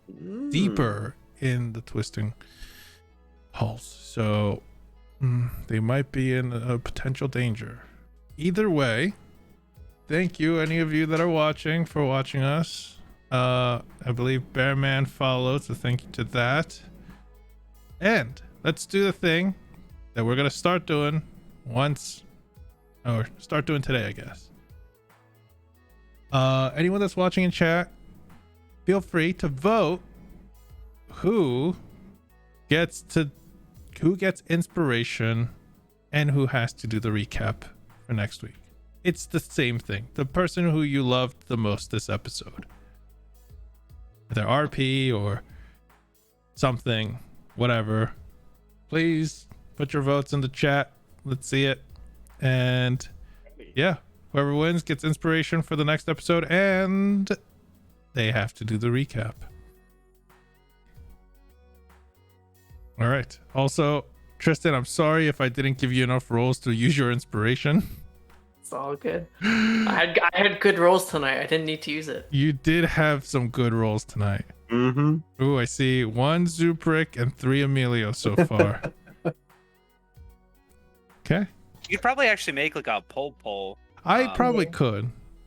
There isn't enough watchers to do that. I mean, you could still do it, whether anyone would actually vote in it. Yeah. Yeah, people will dump their points. I'll set it up. If you keep the points off, you could make it so that everyone just gets one. Yeah. Because I have like 40,000 points. I mean, if you guys want to help me set it up, I will be welcome to that. I'm trying to do a lot of stuff right now, but we have a week. Make me mod. I think I could probably. Oh, start awesome! A poll. Yeah, I'll definitely make it. It's super easy. All you do, there you go. All you do is, I think you just start, like, as long as you have it set up so that mods can run polls. Shit, I'll make you a mod later. Because I just, like, when I tried it out the other night when there was no one watching my stream, and then I was on the stream manager, all I had to do was click start a poll, and I just filled it out. Okay. Mod view. I'm gonna do it. All right. Well, it seems like it's gonna be Emilio. Yeah. So, Good job. Adrian, congrats. You get inspiration for your bad rolls for next game. Woo! Yeah, makes up rolls. But remember, atrocious rolls. But remember, you have to use your inspiration on that episode. I'm sorry. Yeah. That, like, if you get good rolls, you don't need to use it. But Yeah, I would not complain if I got good rolls. Yeah. But if you could please prepare a recap for next week, that would be fantastic. Yay. And that is it. Everyone, thank you for watching us. We'll be back in 1 week. I know we had a break last week, and I don't know if that was on Twitter or anything. We warned. But we'll be back in 1 week. I have a lot of this planned quite a bit, so I don't think it'll be an issue on my end. So if scheduling issues come up, we'll let you know on Twitter and Discord and such. Otherwise, thank you so much, and hope to see you again next week. Bye. Bye, everyone. Bye. Boop. All right. Hope you guys enjoyed that episode or session. That was fucking hilarious on 2 fronts. Tingle's thing was horrible, at the same time hilarious. I hate you. I hate you so much. And Emilio, pretending to be Lord Elazir and promising an old dying lady her last His wish. thing was not good, but it was significantly better than what Tingle did. Totally. I'm so sad that Tingle attacked the old lady because I was totally going to, like, Blood Moon was just going to be shitting on Emilio